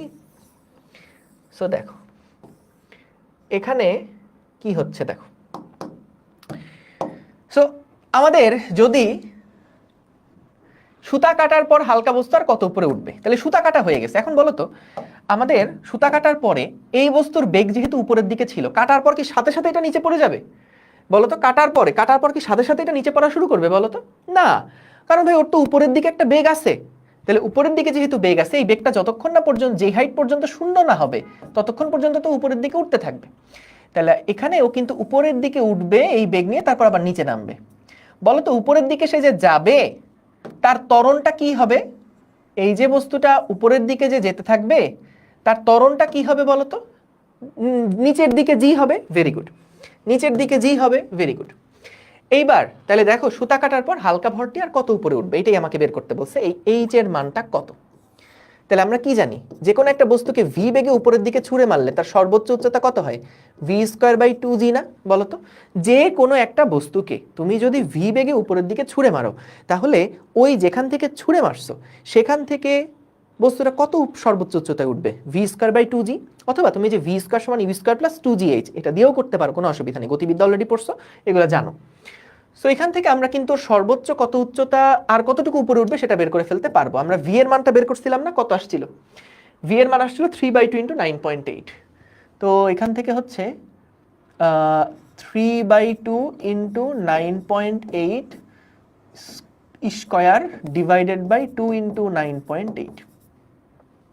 যেহেতু ভি সমান 3/2 × 9.8, ঠিক আছে, ভেরি গুড। তাহলে সর্বোচ্চ উচ্চতা পেয়ে গেলাম, ডান। 4 নম্বর প্রশ্নে বলছে সুতা কাটার পর সর্বোচ্চ উচ্চতায় উঠতে কতক্ষণ সময় লাগবে? সুতা কাটার পরে ওর সর্বোচ্চ উচ্চতায় উঠতে কত সময় লাগবে? তাহলে দেখো তো, এটা 4 নম্বর প্রশ্ন, এটা হচ্ছে 4 নম্বর প্রশ্ন। বলো 4 নম্বর প্রশ্নের সলিউশন কি হবে? আমরা কি জানি, সর্বোচ্চ উচ্চতায় ওঠার যে সমীকরণ সেটা কি ছিল? u/g না? এখানে হবে তাহলে v/g। আর কত সময় লাগবে? তাহলে v/g মানে হচ্ছে, v এর মান হলো ওই যে সেই 3/2 × 9.8 ডিভাইডেড বাই 9.8। তাহলে t এর যে মান আসছে সেটা হলো 3/2 সেকেন্ড। অর্থাৎ বস্তুটা আরো উপরের দিকে কতটুকু সময় যাবে? 3/2 সেকেন্ড উপরের দিকে যাবে। বস্তুটা উপরের দিকে আরো 3/2 সেকেন্ড উপরের দিকে যাবে। 1 শেষ, 2 শেষ, 3 শেষ, 4 শেষ। বলো, এটা কি বুঝেছো এই পর্যন্ত? ক্লিয়ার? ক্লিয়ার? 3/2 সেকেন্ড। না না না, আগেরগুলো করে আসো নাফিস ভাইয়া, আগেরগুলো করে আসতে হবে। ওকে, হালকা ভরটি যখন সর্বোচ্চ উচ্চতায়, তখন ভরদ্বয়ের মধ্যে উলম্ব দূরত্ব বের করতে বলছে। তাহলে বলো তো, এই বস্তুটা যখন উপরের দিকে সর্বোচ্চ উচ্চতায় গেল, তখন বলো তো এই বস্তুটা কি আর এই জায়গাতে থাকবে? সেটাকে আরো নিচের দিকে নেমে আসবে না? আবার বলি, দেখো যে এখানে একটা কাজ করি, এখন এই ছবিটাকে আমরা একটু কেটে দেই, বুঝিয়া? ওকে, এইবার আসো, আমি যেটা তোমাদেরকে বলছিলাম না যে আমি আর কখনো স্মার্ট বোর্ডের ফিচার আর কোনো ব্যবহার করব না। আমি কিন্তু আমার কথা রাখি সব সময়। তোমরা হয়তোবা ভুল বুঝতে পারো, কিন্তু এটাই বাস্তব। হ্যাঁ, এটাই হচ্ছে বাস্তব। ওকে, তাইলে বিষয়টা যেটা হচ্ছে আর কি, বুঝছো? এইখানে আমরা, এটা হলো তার সর্বোচ্চ উচ্চতা, বুঝেছো? এটা হলো তার সর্বোচ্চ উচ্চতা। সর্বোচ্চ উচ্চতা, দাঁড়াও আমি এই ছবিটাকে এঁকে শেষ করে নিই, তারপর তোমরা আঁকাও, এরপরে তোমরা আঁকাও। ওকে, ঠিক আছে, এটা সেই 2 কেজি ভরটা এখানে গেছে, আর এই ভরটা কিন্তু আরো নিচে নেমে আসবে, আরো নিচে নেমে আসবে। কোথা থেকে নিচে নামবে? এই যে এইখান থেকে এখন এটা নিচে নামবে। ওকে, সুন্দর। তাহলে দেখো আমাদের এখন তো আর কোনো এ ত্বরণে ওঠানামা হচ্ছে না, এইখানেও কিন্তু এখন আর কোনো এ ত্বরণ নাই, এইখানেও এখন আর কোনো এ ত্বরণ নাই, কারণ এটা এখন জি ত্বরণেই কিন্তু নিচের দিকে পড়া শুরু করবে। এইটারও ত্বরণ হবে নিচের দিকে জি, এইটারও ত্বরণ হবে নিচের দিকে জি, দুইটাই কিন্তু জি ত্বরণে এখন নিচের দিকে পড়তে থাকবে। এবং এখানে কিন্তু কোনো দড়ি টড়ি আর নাই, দড়ি আছে কিন্তু দড়িটা হচ্ছে কাটা, দড়ি আছে কিন্তু দড়িটা কাটা। ঠিক আছে, এটা এটা নিচের দিকে পড়তেছে জি ত্বরণে, এটা উপরের দিকে উঠছে জি মন্দনে। ঠিক আছে, তাহলে এবার আমরা 5 নাম্বার প্রবলেমটা চলো দেখি। ঠিক আছে, 5 নাম্বার প্রবলেমটা চলো দেখি। সো আমরা বলছে হালকা ভরটা যখন সর্বোচ্চ উচ্চতায় তখন ভর দ্বয়ের মধ্যে উলম্ব দূরত্ব নির্ণয় করো। এখন দেখো প্রথমে কি হলো, তাইলে প্রথমে 3 সেকেন্ড পর্যন্ত তাদের একটা ত্বরণ হয়েছে, 3 সেকেন্ড পর্যন্ত তাদের একটা ত্বরণ হয়েছে, আমরা দড়িটা দিছি কাইটটা। এরপরে সেটা জি ত্বরণে কিন্তু তারা চলতে থাকছে। তো এটা যখন সর্বোচ্চ উচ্চতায় উঠছে তখন তখন এদের মধ্যে দূরত্ব কত এটা বের করতে হবে। আচ্ছা, তাহলে আমাদের দেখো হালকা ভরটা যখন সর্বোচ্চ উচ্চতায় তখন ভরদ্বয়ের মধ্যে উলম্ব দূরত্ব কত। একটা কাজ করি, বলো তো আমাদের এই জায়গা থেকে এই উপর পর্যন্ত যে দূরত্বটা, আমি খুব শর্টকাটে একটা লাইনে করে ফেলবো, কিন্তু আগে একটু ভেঙে চুরে দেখাই। সো দেখো আমাদের বলো তো এইখানে তো ছিল দড়ি কাটার আগ পর্যন্ত, এইটুকু হলো আমাদের S1, আর এইটুকু আমাদের H না বলো তো? হ্যাঁ H। আবার নিচের দিকে যখন এই দড়ি এটা নামছিল, এটা তো আর S1 এত বড় না, S1 হচ্ছে ধরো এই জায়গা থেকে, কারণ আদি অবস্থান দুইজনে এরকম অবস্থানে ছিল, আদিতে দুইজন এরকম অবস্থায় ছিল, আদিতে দুইটা এইরকম একটা অবস্থায় ছিল, শুরুতে তারা এরকম অবস্থায় ছিল, তারপরে এটা এই জায়গাতে গেছে, তারপরে আবার নিচের দিকে নামছে। তো দেখো এখানে আমাদের M1 ভরের যে বস্তুটা ছিল সেই বস্তুটার কিন্তু নিচের দিকে একটা S2 দূরত্ব ছিল, আবার এটা যেহেতু উপরের দিকে H দূরত্ব উঠছে, তাহলে এটাও নিচের দিকে কত দূরত্ব নামবে বলো তো? H দূরত্বই নামবে না? এটা কি বুঝতে পারছো? এটা কি বুঝতে পারছো? যখন এটা উপরের দিকে S1 দূরত্ব নামছে, এটা তো S2 দূরত্ব দুইটা তো সমান, S1 আর S2 কিন্তু পরস্পর সমান ছিল। তারপর এটা যদি উপরের দিকে H উচ্চতা উঠে, এটা কি নিচের দিকে H উচ্চতা নামবে না? যারা এই যে জি বলতেছো, চিন্তা ভাবনা কি কিছু করো বলো তো? এই বেটা, এই বস্তু উপরের দিকে উঠছে, ওর একটা মন্দন ছিল নিচের দিকে, আর এই বস্তু নিচের দিকে নামছে, ওর একটা ত্বরণ ছিল নিচের দিকে, তাদের মধ্যে কিন্তু এখন আর কোনো সংযোগ নাই। তাইলে সংযোগ যদি না থাকে তাহলে এই এইচ আর এই এইচ কি সমান থাকবে তখন? বলো, এই দুইটা এইচ কি সমান থাকবে? থাকবে না। এই এইচ এটা যদি হয় H1, এইটা হবে H2, এবং H1 H2 কখনোই সমান না। বুঝেছো? বুঝেছো? তাইলে যখন প্রথম S1 S2 দূরত্ব তারা কানেক্টেড ছিল, তাই উপরে S1 নিচে S2 পরস্পর সমান সমান, কোনো অসুবিধা নাই। কিন্তু যখন একবার কেটে দিছি তখন তো ও উপরের দিকে জি মন্দনে গেছে, ও নিচের দিকে জি ত্বরণে গেছে, ওর তো স্পিড বেশি। তাইলে একই সময়ে কি তারা কখনোই সেম দূরত্ব অতিক্রম করবে? করবে না। বলো, এখানে অনেকগুলা কনসেপ্ট কিন্তু একবারে ক্লিয়ার হয়ে যায়, সো এটা নিয়ে সময় লাগলে অসুবিধা নাই। ঠিক আছে, তাহলে দেখো যে আমাদের এই বস্তুটা প্রথমে যখন উপরে S1 দূরত্ব গেছিল, এটা S2 দূরত্ব গেছিল, ফাইন, পরস্পর সমান, S1 S2 সমান, কারণ দুটো একই ত্বরণে গেছে, এই স্বাভাবিকভাবে চিন্তা করে। এবার যখন দড়ি কেটে দিছি তখন উপরের এই বস্তুটা কি, এই বস্তুটা তো আস্তে আস্তে উপরের দিকে উঠতেছে, কারণ ওর মন্দ নিচের দিকে টান দিচ্ছে জি। আর এইটা কি নিচের দিকে জি, ওর নিচের দিকেই বেগ ছিল, ওর কি আরো বেশি দূরত্ব অতিক্রম করবে না? বুঝছো? ডান। তাহলে দুইটা এইচ কিন্তু সমান না।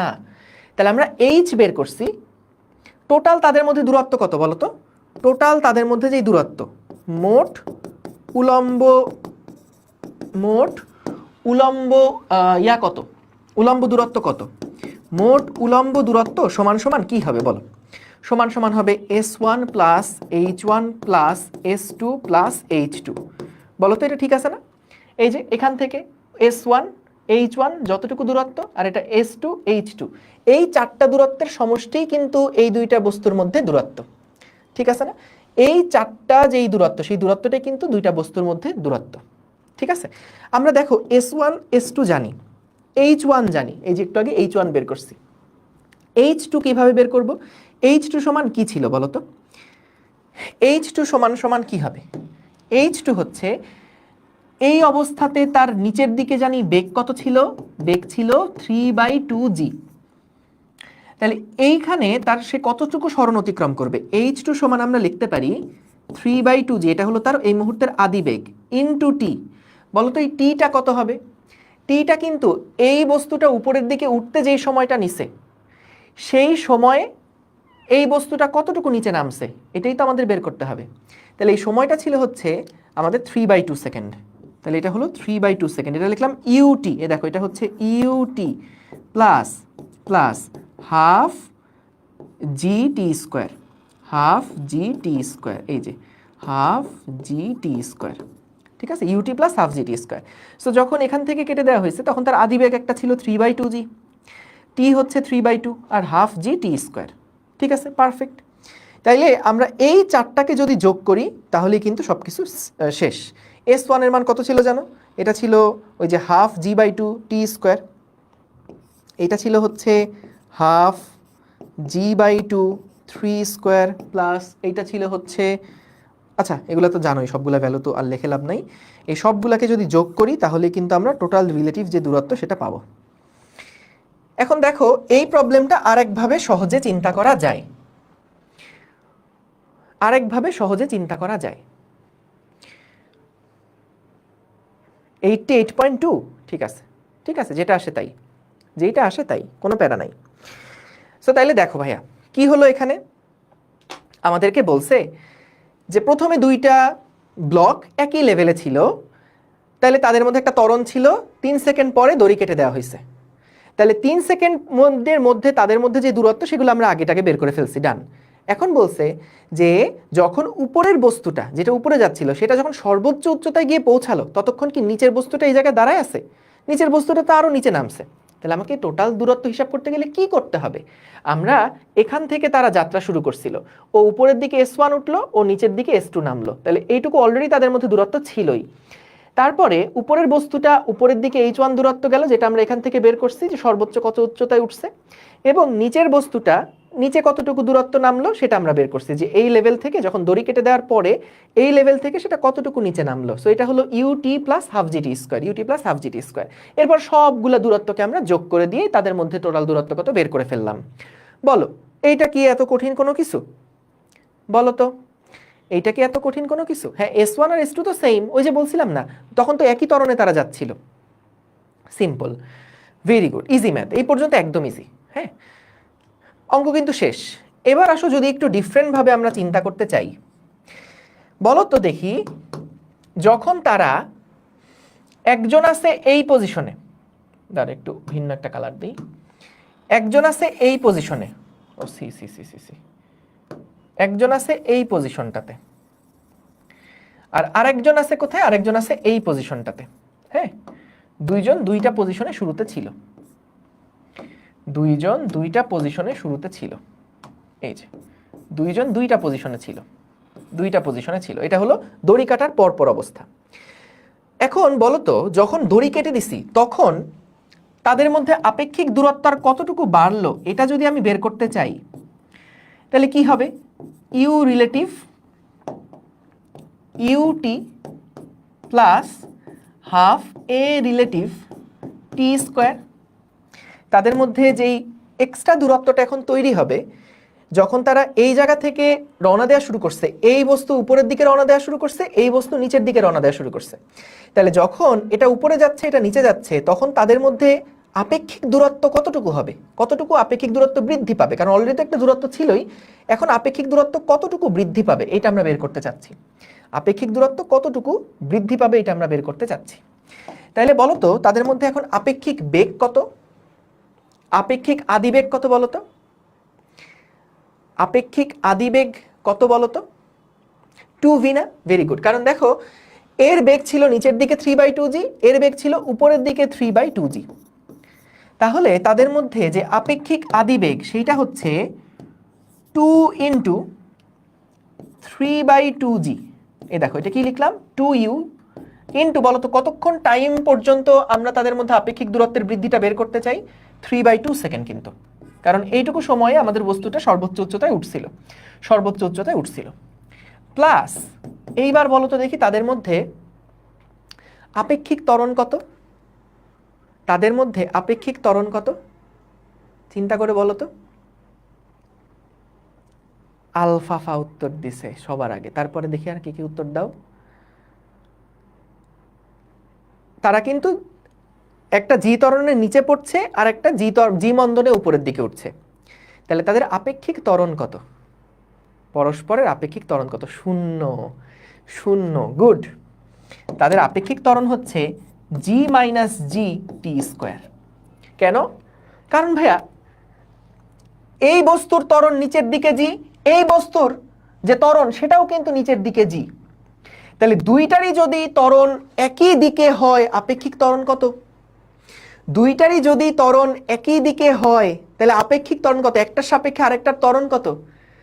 এই দুইটা গাড়ি যদি একই বেগে সামনের দিকে আগায়, একটার সাপেক্ষে আরেকটার আপেক্ষিক বেগ কত? 0 থাকে না?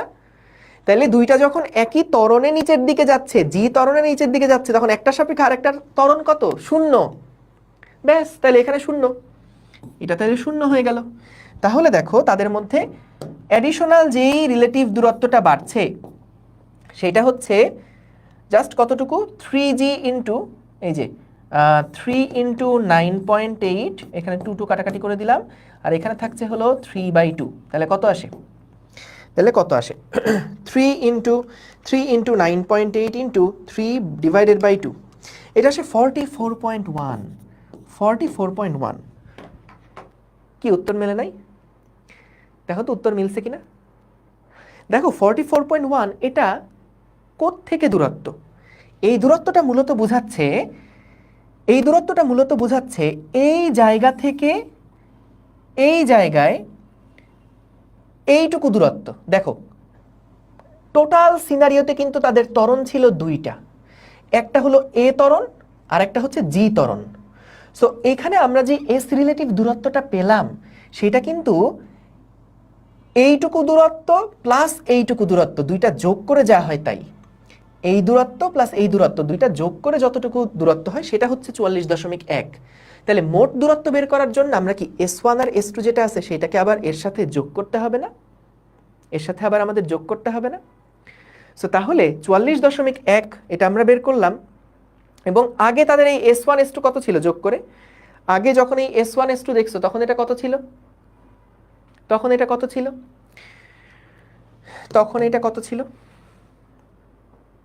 সো দেখো এখানের বিষয়টা এরকম অনেকটা। ধরো দুইটা বস্তু এখন একই লেভেলে আছে, হ্যাঁ? একটা বস্তু এই দিক বরাবর 5 মিটার পার সেকেন্ড স্কোয়ার ত্বরণে যাচ্ছে, আর একটা বস্তু এই দিক বরাবর বা একই দিকে, ধরো না এভাবে দেই, মনে করো এই বস্তুটা নিচের দিকে তার বেগ হচ্ছে ইউ, এই বস্তুটার বাম দিক বরাবর বেগ হচ্ছে ইউ, কিন্তু এই বস্তুর ত্বরণ এ যেই দিকে, এই বস্তুরও ত্বরণ এ সেই একই দিকে। তাহলে তাদের মধ্যে যখন তারা ব্যালান্সড অবস্থায় আছে, একদম মানে একই জায়গা থেকে আছে, তখন তাদের মধ্যে যেই রিলেটিভ দূরত্বটা হবে সেটা হচ্ছে u relative into t plus half a relative into t square. তাহলে বলো তো ইউ রিলেটিভ কত? 2u into t plus a relative কত? 0। তাইলে এস রিলেটিভ আমরা যেটা পেলাম সেটা হচ্ছে যখন থেকে এ ত্বরণ তারা এক্সপেরিয়েন্স করছে তখন থেকে পরস্পরের দূরত্ব কতটুকু হলো সেইটা বের করলাম, বুঝছো? সেটা বের করলাম। সো যদি তারা শুরুতে একই লেভেলে না থাকে, হ্যাঁ, শুরুর থেকেই মনে করো তাদের মধ্যে একটা দূরত্ব ছিল, ধরো ডি, তাহলে আমরা দেখলাম এই টি সময় পরে তো তারা নিজেদের মধ্যে যে সেপারেশনটা তৈরি করবে সেটা এস রিলেটিভ সমান এত। তাহলে টোটাল দূরত্ব কত? টোটাল দূরত্ব টোটাল ডিস্টেন্স কত? টোটাল ডিস্টেন্স হচ্ছে এই এস রিলেটিভ যেটা আগে বের করলাম প্লাস অলরেডি আগে থেকে যে দূরত্বটা ছিল সেই দূরত্ব। বুঝতে পারছো? সো তাহলে এখানেও সেই একই জিনিস হয়েছে যে অলরেডি তো তাদের মধ্যে একটা দূরত্ব ছিলই, যখন জি মন্দন ত্বরণে তারা চলা শুরু করলো তখন তাদের মধ্যে এক্সট্রা কতটুকু ডিস্টেন্স গেইন হলো সেটা আমরা বের করছি। এটা হলো এক্সট্রাটা, এটা হচ্ছে কি, এটা হলো এক্সট্রাটা। এক্সট্রাটা না, এক্সট্রা লেখা দরকার নেই, খালি খালি কনফিউশন হবে। ঠিক আছে, দেখো ক্লিয়ার কিনা? Clear, thank you. সো এটা কিন্তু মোটামুটি একসাথে আমরা বেশ কয়েকটা কনসেপ্ট এখানে দেখে ফেলছি। তো যদি এরকম হয় যে ভাইয়া অনেক জটিল লাগতেছে, কঠিন লাগতেছে, জাস্ট আমি প্রমিস করলাম এটা আরেকবার ঠান্ডা মাথায় একটু দেখো, তুমি দেখবা সব কিছু জিনিস বুঝতেছো। কিন্তু ভাই এগুলো একটু বোঝাটা দরকার। ফিজিক্স নিয়ে একটু ঘাটাঘাটি করতে গেলে, একটু পড়াশোনায় মজা পাইতে গেলে এটা কিন্তু আমাদের লাগবে ভাইয়া। বুঝতে পারছো? এইটা কিন্তু আমাদের লাগবে। Simple, thank you so much. যাক, ভেরি গুড, ভেরি গুড। তাইলে ওই রিলেটিভ কনসেপ্টের ব্যাপারটা কিন্তু খেয়াল রেখো। ওকে, এইবার আসো আমরা কিছু সহজ সহজ ম্যাথ প্রবলেম করব। এগুলো কপি কলের একদম নর্মাল টাইপের ম্যাথ কিন্তু। হ্যাঁ, দেখো আমরা এইবার কি বলছে, ভূমির সাথে 30 ডিগ্রি কোণে আনত একটা মসৃণ তলের শীর্ষে একটা ঘর্ষণবিহীন কপিকল যুক্ত আছে। আচ্ছা, কি বললো? 30 ডিগ্রি কোণে আনত একটা মসৃণ তলের, এটা একটা মসৃণ তল, তার শীর্ষে, এই শীর্ষে, তার শীর্ষে এইখানে আমাদের একটা কি আছে বলতো? কপিকল যুক্ত আছে। একটা সুতায় 2 কেজি ভর খাড়াভাবে ঝুলাই দেওয়া হয়েছে। এই যে একটা সুতায় এখানে 2 কেজি ভর, এটা হলো 2 কেজি ভর খাড়াভাবে ঝুলাই দেওয়া হয়েছে এবং অপর প্রান্তে 3 কেজি ভরের একটা বস্তু যুক্ত করা হলো। তাইলে এইখানে আমাদের M2 ভর মানে 3 কেজি ভরের একটা বস্তু আমরা এভাবে করে অপর প্রান্তের সাথে যুক্ত করছি। অপর প্রান্তে M2 ভরের অপর একটা বস্তু যুক্ত করা হলো। M2 ভরের বস্তুটিকে নততালের উপর রাখলে এদের ত্বরণ কত হবে? সিম্পল প্রশ্ন। এগুলো কিন্তু আমরা এর আগের ক্লাসে আসলে দেখে ফেলছি, তাই না? যে ভাইয়া এই অ্যাঙ্গেলটা যদি হয় 30 ডিগ্রি, এই অ্যাঙ্গেলটা যদি হয় 30 ডিগ্রি, তাহলে এদের মধ্যে এদের ত্বরণ কত হবে? এদের ত্বরণ কত হবে? তো আমরা যদি একবারে সূত্র না অ্যাপ্লাই করাই ভালো, যখন আমাদের সৃজনশীল টাইপের প্রশ্ন থাকবে একবারে শর্টকাটটা অ্যাপ্লাই করতে যেও না। ঠিক আছে? ঠিক আছে, ওকে, ঠিক আছে। সালসাবিল পিঙ্কি একটা কথা বলছো, ভাইয়া আপেক্ষিক বেগ যেভাবে ফিল করতে পারি আপেক্ষিক ত্বরণ সেভাবে ফিল করতে পারি না। দেখো এইখানে একটা বিষয় আছে, কারণ বস্তু যেই দিকে যায় আমরা দেখেই বুঝি তার বেগটা এই দিকে, কিন্তু বলতো বস্তু যেই দিকে যায় তার ত্বরণ কি ওই দিকেই হয় সব সময়? হয় না কিন্তু। যেমন বস্তু উপরের দিকে যাচ্ছে তার ত্বরণ কিন্তু দেখো নিচের দিকে, তাই না? তো যে কোনো একটা অবস্থান তুমি যদি চিন্তা করো তাহলে কিন্তু একটা অবস্থানে বস্তু উপরের দিকেও যেতে পারে নিচের দিকেও যেতে পারে, কিন্তু ত্বরণটা কিন্তু তার নিচের দিকে। যখন উপরের দিকে একটা বস্তুকে ছুঁড়ে মারলা তখন যে কোনো একটা মুহূর্তে তুমি যদি পজ করো, ধরো বস্তুটা ভূমি থেকে এরকম একটা হাইটে আছে, এই অবস্থায় কিন্তু বস্তু উপরেও যেতে পারে আবার নিচেও যেতে পারে। যখন উপরের দিকে যাচ্ছিল তখন এটা উপরে, যখন ঘুরে আবার নিচের দিকে নামছিল তখন এই অবস্থানে তার পজিশন নিচের দিকে, তার বেগটা নিচের দিকে। তাহলে দেখো আমরা যেমন বেগটাকে দেখাই বুঝি যে হ্যাঁ বেগটা ডান দিকে নাকি বাম দিকে, এটা ইনস্ট্যান্ট দেখে বোঝা যায়, কিন্তু ত্বরণ কিন্তু দেখে বোঝা যায় না, বেগের দিকটা দেখে বোঝা যায় না যে ত্বরণটা কোন দিকে। তো এই কারণে আমরা কিন্তু একদম ওই যে সাথে সাথে ফিল করার যে ব্যাপারটা ওই জিনিসটা কিন্তু এইখানে ওইটার মতন চিন্তা করতে গেলে হয় না। ঠিক আছে, ওকে, হ্যাঁ অ্যাঙ্গেল ভূমি থেকে হিসাব করতে হবে, রাইট। সো এখানে দেখো আমাদের যেটা বললো যে M2 ভরের বস্তুটাকে নততালের উপর রাখলে এদের ত্বরণ কত হবে। তাহলে দেখি আমরা ত্বরণ আগে যে কোনো দিকে ধরে নাও, যদি আমাদের ভুল হয় তাহলে নেগেটিভ আসবে, অসুবিধা নাই। তাহলে আমরা ধরে নিলাম ত্বরণ হচ্ছে এই দিক বরাবর, তাহলে এর ত্বরণও কিন্তু এই দিক বরাবর হবে। দ্রুত করতেছি কারণ এগুলো কিন্তু আগের ক্লাসে করছো। নিচের দিকে হচ্ছে 2G একটা বল কাজ, মহাকর্ষ বল কাজ করবে, এদিকে টান বল, এদিকে টান বল, আর এই দিকে কি কাজ করবে দেখো, নিচের দিকে mg কাজ করলে এদিক বরাবর কাজ করবে হলো mg cos থিটা, এদিক বরাবর কাজ করবে 3g sin 30 ডিগ্রি। ভাইয়া এটা কি ডিটেলসে বোঝানো লাগবে একটু বলো তো? এগুলো কিন্তু আগের ক্লাসে আমরা ভেঙে চুরে করছি। দেখো এটা হলো mg বল, এটা যদি 30 ডিগ্রি হয় এটাও কি 30 ডিগ্রি না? তাহলে mg এদিকে হলে এটা mg cos 30, এটা যদি mg হয় এটা হচ্ছে mg cos 30 ডিগ্রি, আর এদিকে হচ্ছে mg sin 30 ডিগ্রি।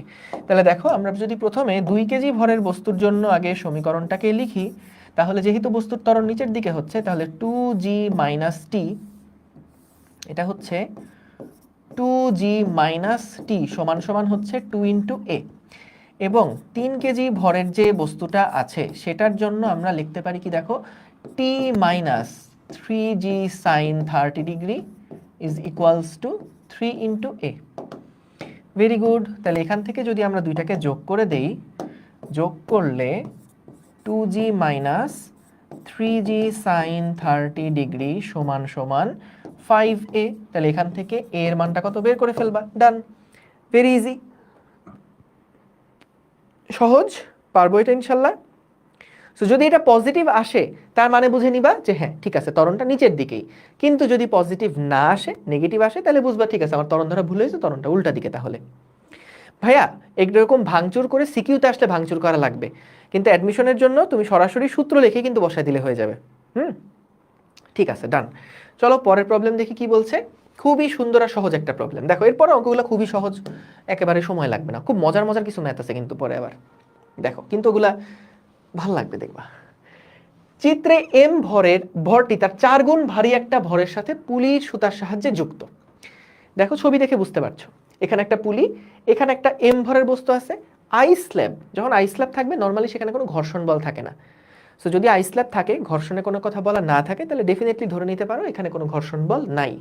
আচ্ছা, তো এখানে আমাদের এম ভরের দিকে কাজ করছে, এম ভর এখানে আছে, তাহলে নিচের দিকে একটা এমজি বল কাজ করছে, এখানে 4m ভর আছে, এই দিক বরাবর আমরা একটা 2mg বল প্রয়োগ করছি, এই দিক বরাবর আমরা একটা 2mg বল প্রয়োগ করছি। এখন বলছে এই অবস্থায় সুতার টান x/5mg হলে x এর মান কত? সুতার ভর, ব্লক ভর, মধ্যকার ঘর্ষণ নগণ্য। বলো তো এটা দেখি। ভাইয়া আগের ম্যাথ এর পোলটা কি স্থির নাকি মুভেবল, সেটা কিভাবে, এটা কিসের কথা বলছো আগের ম্যাথে? মানে স্থির নাকি মুভেবল? আমাদের তো বের করতেই বলছে ত্বরণ কত, আমাদের তো বেরই করতে বলছে ত্বরণ কত। আর এছাড়াও আসলেও কি ত্বরণ আছে নাকি নাই সেটা তো তুমি এই দুইটা ফোর্সের সামেশন থেকেই বুঝতে পারো। নেট ফোর্স সমান সমান m ইন্টু a। যদি এখানে নেট ফোর্স 0 হয়ে যায় দুইটা প্রান্তে, এই যে এই দুইটা প্রান্তে নেট ফোর্স যদি 0 হয়ে যায়, তাহলে এটা স্থির থাকবে। ঠিক আছে,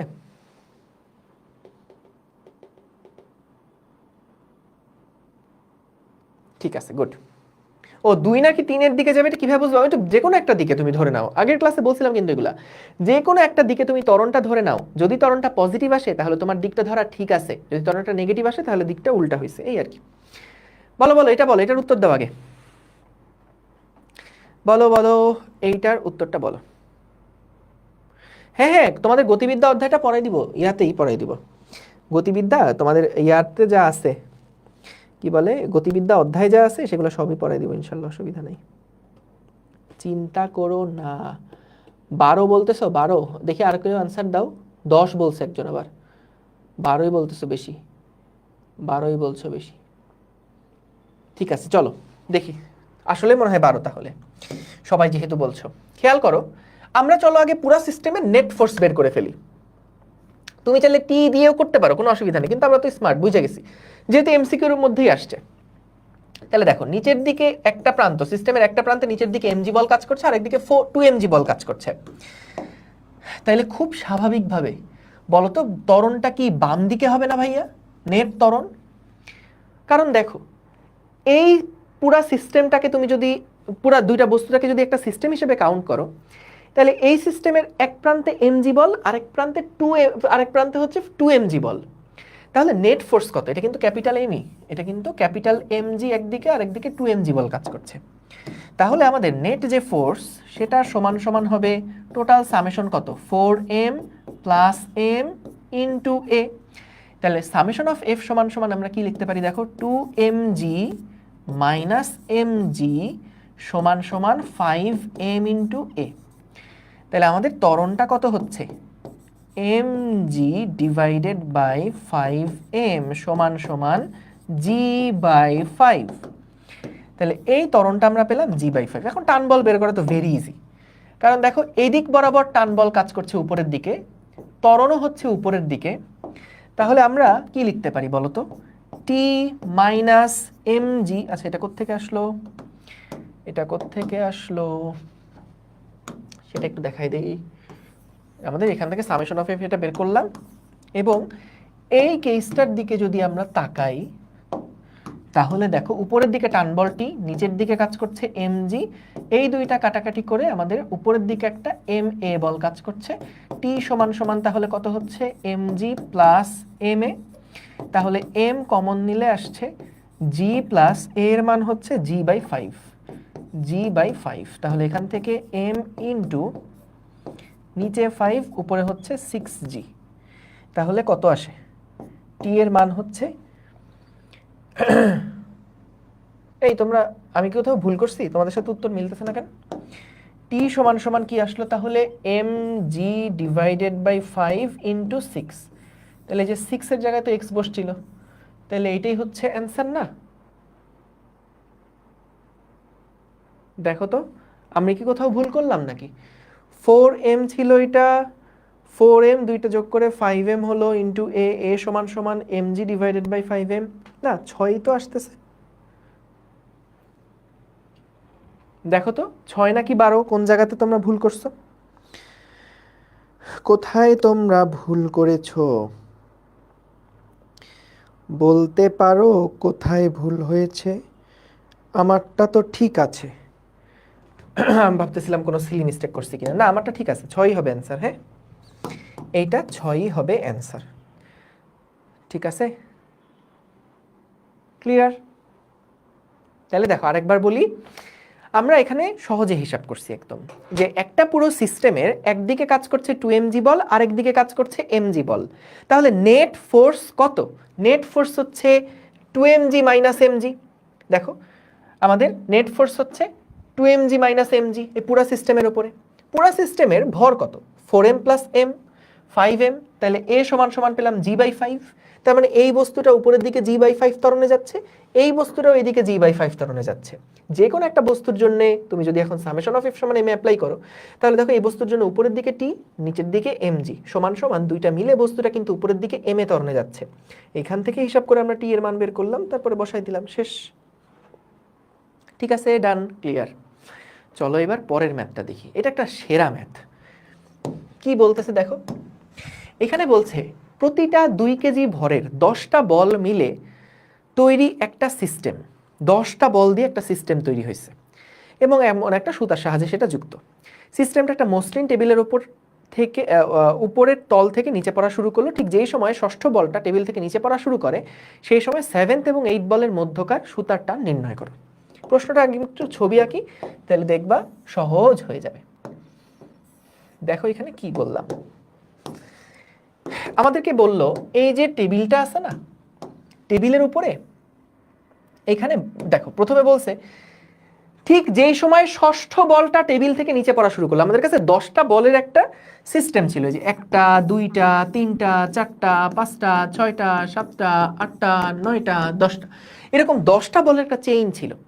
প্রত্যেকটার ভর 2 কেজি, 10টা বল মিলে একটা সিস্টেম একটা ভরহীন অপ্রসারণশীল সুতার সাহায্যে যুক্ত আছে। এই যে এরকম একটা সুতার সাহায্যে যুক্ত ছিল 10টা বল। তো বলছে যে সিস্টেমটা একটা মসৃণ টেবিলের উপর তল থেকে নিচের দিকে পড়া শুরু করলো।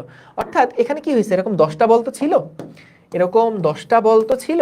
তো যখন এটা আস্তে আস্তে নিচের দিকে পড়া শুরু করছে, তখন কিন্তু দেখো যখনই এটা সামনের দিকে আগাবে, তখন প্রথমে 1টা বল পড়বে, তারপর 2টা বল পড়বে, তারপর 3টা বল পড়বে, 4টা বল পড়বে, 5টা বল পড়বে। যেই 6 নাম্বার বলটা পড়তে শুরু করবে, সেই সময় 7 নাম্বার আর 8 নাম্বার বলের মধ্যে টান বল কত বের করতে বলছে। প্রশ্নটা কি বুঝতে পারছো? বলো তো ভাই, প্রশ্নটা কি বুঝছো? এই সাউন্ড নাই মানে, এই সাউন্ড, আবু তাহের মায়ের খাবা কিন্তু, বলে ভাই লাস্ট ক্লাসের মধ্যে আজকে সাউন্ড নাই। ঠিক আছে, গুড। তাইলে ভাইয়া চলো আমরা এটা একটু অ্যানালাইসিস করি কি হয়, মজার অঙ্ক কিন্তু। তো দেখো এইখানে আমাদের এটা হলো মনে করো প্রথম বল, বুঝছো? এটা প্রথম বল, এটা হচ্ছে দ্বিতীয় বল, এটা হলো তৃতীয় বল, এটা হলো চতুর্থ বল, এটা হচ্ছে পঞ্চম বল। এই ষষ্ঠ বলটা যেই মুহূর্তে নিচে পড়া শুরু করবে, ষষ্ঠ বলটা যেই মুহূর্তে নিচে পড়া শুরু করবে, সেই সময় দেখো এটা ষষ্ঠ বল, সপ্তম বল, অষ্টম বল, নবম বল, দশম বল, এই হচ্ছে অবস্থা। প্রত্যেকটার সাথে প্রত্যেকটা এইভাবে করে কানেক্টেড, কিন্তু প্রত্যেকটার সাথে প্রত্যেকটা এইভাবে করে কানেক্টেড। তাহলে আমি একটু বলগুলার মার্কিং যদি করি, এটা 1 number, 2 number, 3 number, 4 number, 5 number, 6 number, 7 number, 8 number, 9 number, 10 number, এরকম 10টা বল আছে। তাহলে একটা একটা করে পড়তেছে। বলো তো যত বেশি ভর নিচের দিকে পড়বে তত কি আমাদের স্পিড বাড়তে থাকবে না আগের চেয়ে? বলো তো, তাই না? তাহলে আমাদেরকে বলছে যেই মুহূর্তে ষষ্ঠ বলটা পড়লো এবং দেখো যত স্পিড বাড়তেছে তত কিন্তু এদের মধ্যে টেনশনটা আস্তে আস্তে বাড়ছে, টান বলটা আস্তে আস্তে বাড়ছে। সো তাহলে আমাদেরকে যেটা বের করতে হবে, ধরো যখন একটা বল পড়ছে তখন কিন্তু এদের মধ্যে টান বল তো বেশি না, মিউচুয়াল যে টান বল, এদের মধ্যে যে টান বল, যত একটা একটা বল পড়তেছে তত কিন্তু টান বলটা বেশি। তো এখান থেকে দেখো তো একদম সহজে ঠিক এই মুহূর্তে বস্তুটার ত্বরণ আমরা বের করতে চাই। বলো তো দেখি, প্রত্যেকটার ভর যেহেতু এম সেম, তাহলে বলো তো পুরা সিস্টেমের উপরে নিচের দিকে যে 6 mg বল কাজ করছে, এটাকে আমি ভুল বললাম? 6টা বল mg নিচের দিকে, পুরা সিস্টেমটা কানেক্টেড, পুরা সিস্টেমের উপরে নিচের দিকে কিন্তু 6 mg বলই কাজ করছে। 12 mg না, 12g হইতে পারে। এক একটার ভর যদি m হয় তাহলে 6 mg পরিমাণ বল কিন্তু নিচের দিকে কাজ করছে। ক্লিয়ার? তার মানে বলো আমাদের 6 mg বল যেহেতু এর উপরে কাজ করছে, তাহলে ত্বরণটা কত? পুরা সিস্টেমের ত্বরণটা কত এই মুহূর্তে? পুরা সিস্টেমের ত্বরণটা কত? Summation of F divided by total mass. Total mass বলো তো, সামেশন অফ এফ হচ্ছে 6 mg। বলো টোটাল ম্যাস কত দিয়ে ভাগ দিবা এখানে? বলো তো টোটাল ম্যাস কত হবে? বলো তো দেখি টোটাল ম্যাস কত হবে? টোটাল ম্যাস কত হবে বলো তো দেখি? টোটাল ম্যাস কত হবে? না না, মানে টোটাল ম্যাস কয়টা আছে এখানে? 10টা আছে না? 10টা আছে না? তাহলে 10m হবে এখানে। এক একটার ভর যেহেতু m, তাহলে 10m হবে। তাহলে আমরা এখান থেকে কিন্তু দেখো যদি m কাটাকাটি করে দেই তাহলে কি থাকছে? 6/10g। এটা হলো ত্বরণ, এটা হলো ত্বরণ। তাহলে এখন আমাকে বলছে সপ্তম এবং অষ্টম বলের মধ্যকার সুতার টান কত। তাহলে সপ্তম বল, আচ্ছা ত্বরণ পর্যন্ত বুঝছো কিনা আগে বলো তো ভাই? ত্বরণ পর্যন্ত বুঝেছো কিনা একটু বলো। কারণ এই পুরা সিস্টেমের উপরে দেখো 6টা বলকে পৃথিবী যে বলে টানছে 6 mg, এটাই কিন্তু পুরা সিস্টেমের উপরে নেট ফোর্স। তাহলে 6 mg বলে পুরা সিস্টেমের উপরে কাজ করছে। পুরা সিস্টেমের ভর কত? 10m। 10m দিয়ে ভাগ দিলাম, ডান। তাহলে এটা হচ্ছে আমাদের ত্বরণটা। এখন তাহলে বলো তো 7 নাম্বার এবং 8 নাম্বার এইটার মধ্যে সুতার টান বের করতে বলছে। এখন আমাকে বলো তো এইখানে সুতার টানটা কত হবে? এইখানে সুতার টানটা কত হবে, মানে এর মধ্যে টান বলটা কত হবে বলো তো? এইখানে যেই টান বলটা থাকবে সেই টান বলটাকে মূলত, এই টান বলটাকে মূলত 8, 9, 10 এই তিনজনকে নিয়ে তাকে সামনে আগাতে হবে না? তাহলে টান বল টি সমান সমান কিন্তু 3m। কেন 3m? কারণ এই টান বলটারই কিন্তু দায়িত্ব এই তিনজনের ভার বহন করা। এই টান বলেরই কিন্তু দায়িত্ব কি? এই তিনজনের ভার বহন করা। তাহলে টি সমান সমান হচ্ছে ভর ইনটু যেই এক্সেলারেশন এখন আছে সেইটা। তাইলে আমাদের টি সমান সমান যেটা পেলাম, টি সমান সমান যেটা পেলাম এটা যদি বসাই দেই 3m ইনটু এর মান হচ্ছে 6/10g, তাহলে কত আসে? m এর মান হচ্ছে 2, তাহলে 6 6 36, 36 ডিভাইডেড বাই কত আসে? বলের মধ্যকার সুতার টান কত? ঠিক আছে 6/10g। খুব ভালো হতো যদি জি এর মানটা আমরা 10 ধরে নিতে পারতাম। মনে হয় প্রশ্নের মধ্যে 10ই ধরার কথা বলা ছিল, যাই হোক অসুবিধা নাই। তাহলে এম এর মান হচ্ছে 2 কেজি ইন্টু 6/10 ইন্টু 9.8। আমরা দেখবো জাস্ট কার কাছাকাছি আসে। তাহলে এখান থেকে আমাদের যে টান বল, সে টান বল কত হচ্ছে দেখো তো, টান বল কত হচ্ছে? ও জি এর মান 10 ধরে নেব, প্রশ্নে বলা ছিল 10 আসলে, সরি। ঠিক আছে, তাহলে তো 36, তাহলে 36 নিউটনই। ঠিক আছে, এটা কিন্তু 36 নিউটন। সো এই জি এর মান চলো আমি লিখে দেই। হ্যাঁ, ধরে নাও জি সমান সমান 10, তাহলে সুন্দর থাকবে জিনিসটা। ধরে নাও জি সমান সমান 10 মিটার পার সেকেন্ড, কারণ অবজেক্টিভ তো, প্যারা নাই। সো এখানে জি এর মানটা 10 ধরে নিলে আর কোনো সমস্যা নাই। জি এর মান 10 ধরে নাও, কাটাকাটি করো 36 নিউটন। তাহলে এখানে 36 কাজ করতেছে, এখানে কিন্তু আরেকটু কম, এখানে কিন্তু আরেকটু টানবল কম কাজ করবে। ঠিক আছে, বুঝেছো? বলো ক্লিয়ার কিনা বলো। ঠিক আছে, গুড, থ্যাংক ইউ। তাহলে আশা করি বুঝতে পারছো। প্রথমে আগে আমরা ত্বরণ বের করলাম, সেম ত্বরণে তো সবাই যাবে, তাহলে এই টান বলের দায়িত্ব হবে পিছনের তিনটাকে বহন করে নিয়ে যাওয়া। তাহলে এই টান বল টি সমান সমান এই তিনটার ভর ইন্টু অ্যাক্সেলারেশন, সেখান থেকে আমরা তার টান বলটা বের করলাম। এইবার আসো এই প্রবলেমটা দেখি। চিত্রে একটা ব্লক এবং ট্রলির সিস্টেম দেওয়া আছে। যদি ট্রলি এবং তলের গতি ও ঘর্ষণ গুণাঙ্ক 0.04 হয় তাহলে সিস্টেমটার ত্বরণ কত মিটার পার সেকেন্ড স্কয়ার হবে। দেখো আমাদের এই বস্তুটার উপরে কিন্তু এখন পিছনের দিকে কোনো বল নাই।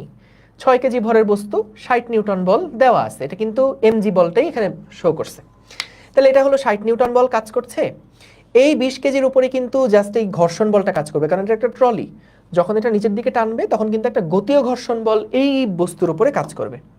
তাহলে আমরা যদি পুরা সিস্টেমের summation of F is equals to M A এই সূত্র লিখতে চাই, তাহলে বলো তো অবশ্যই 60 নিউটন বড়, কারণ এই ঘর্ষণ বলের মান তো অবশ্যই কম, তাই না? ঘর্ষণ বল যদি বেশি হতো তাহলে তো আর আমাদের গতীয় ঘর্ষণ থাকতো না, তাই না? গতীয় ঘর্ষণ আছে মানে কি, বস্তুটা চলছে, চলা মানে ত্বরণ আছে। তাইলে ত্বরণ আছে কোন দিকে, এদিক বরাবরই ত্বরণ আছে।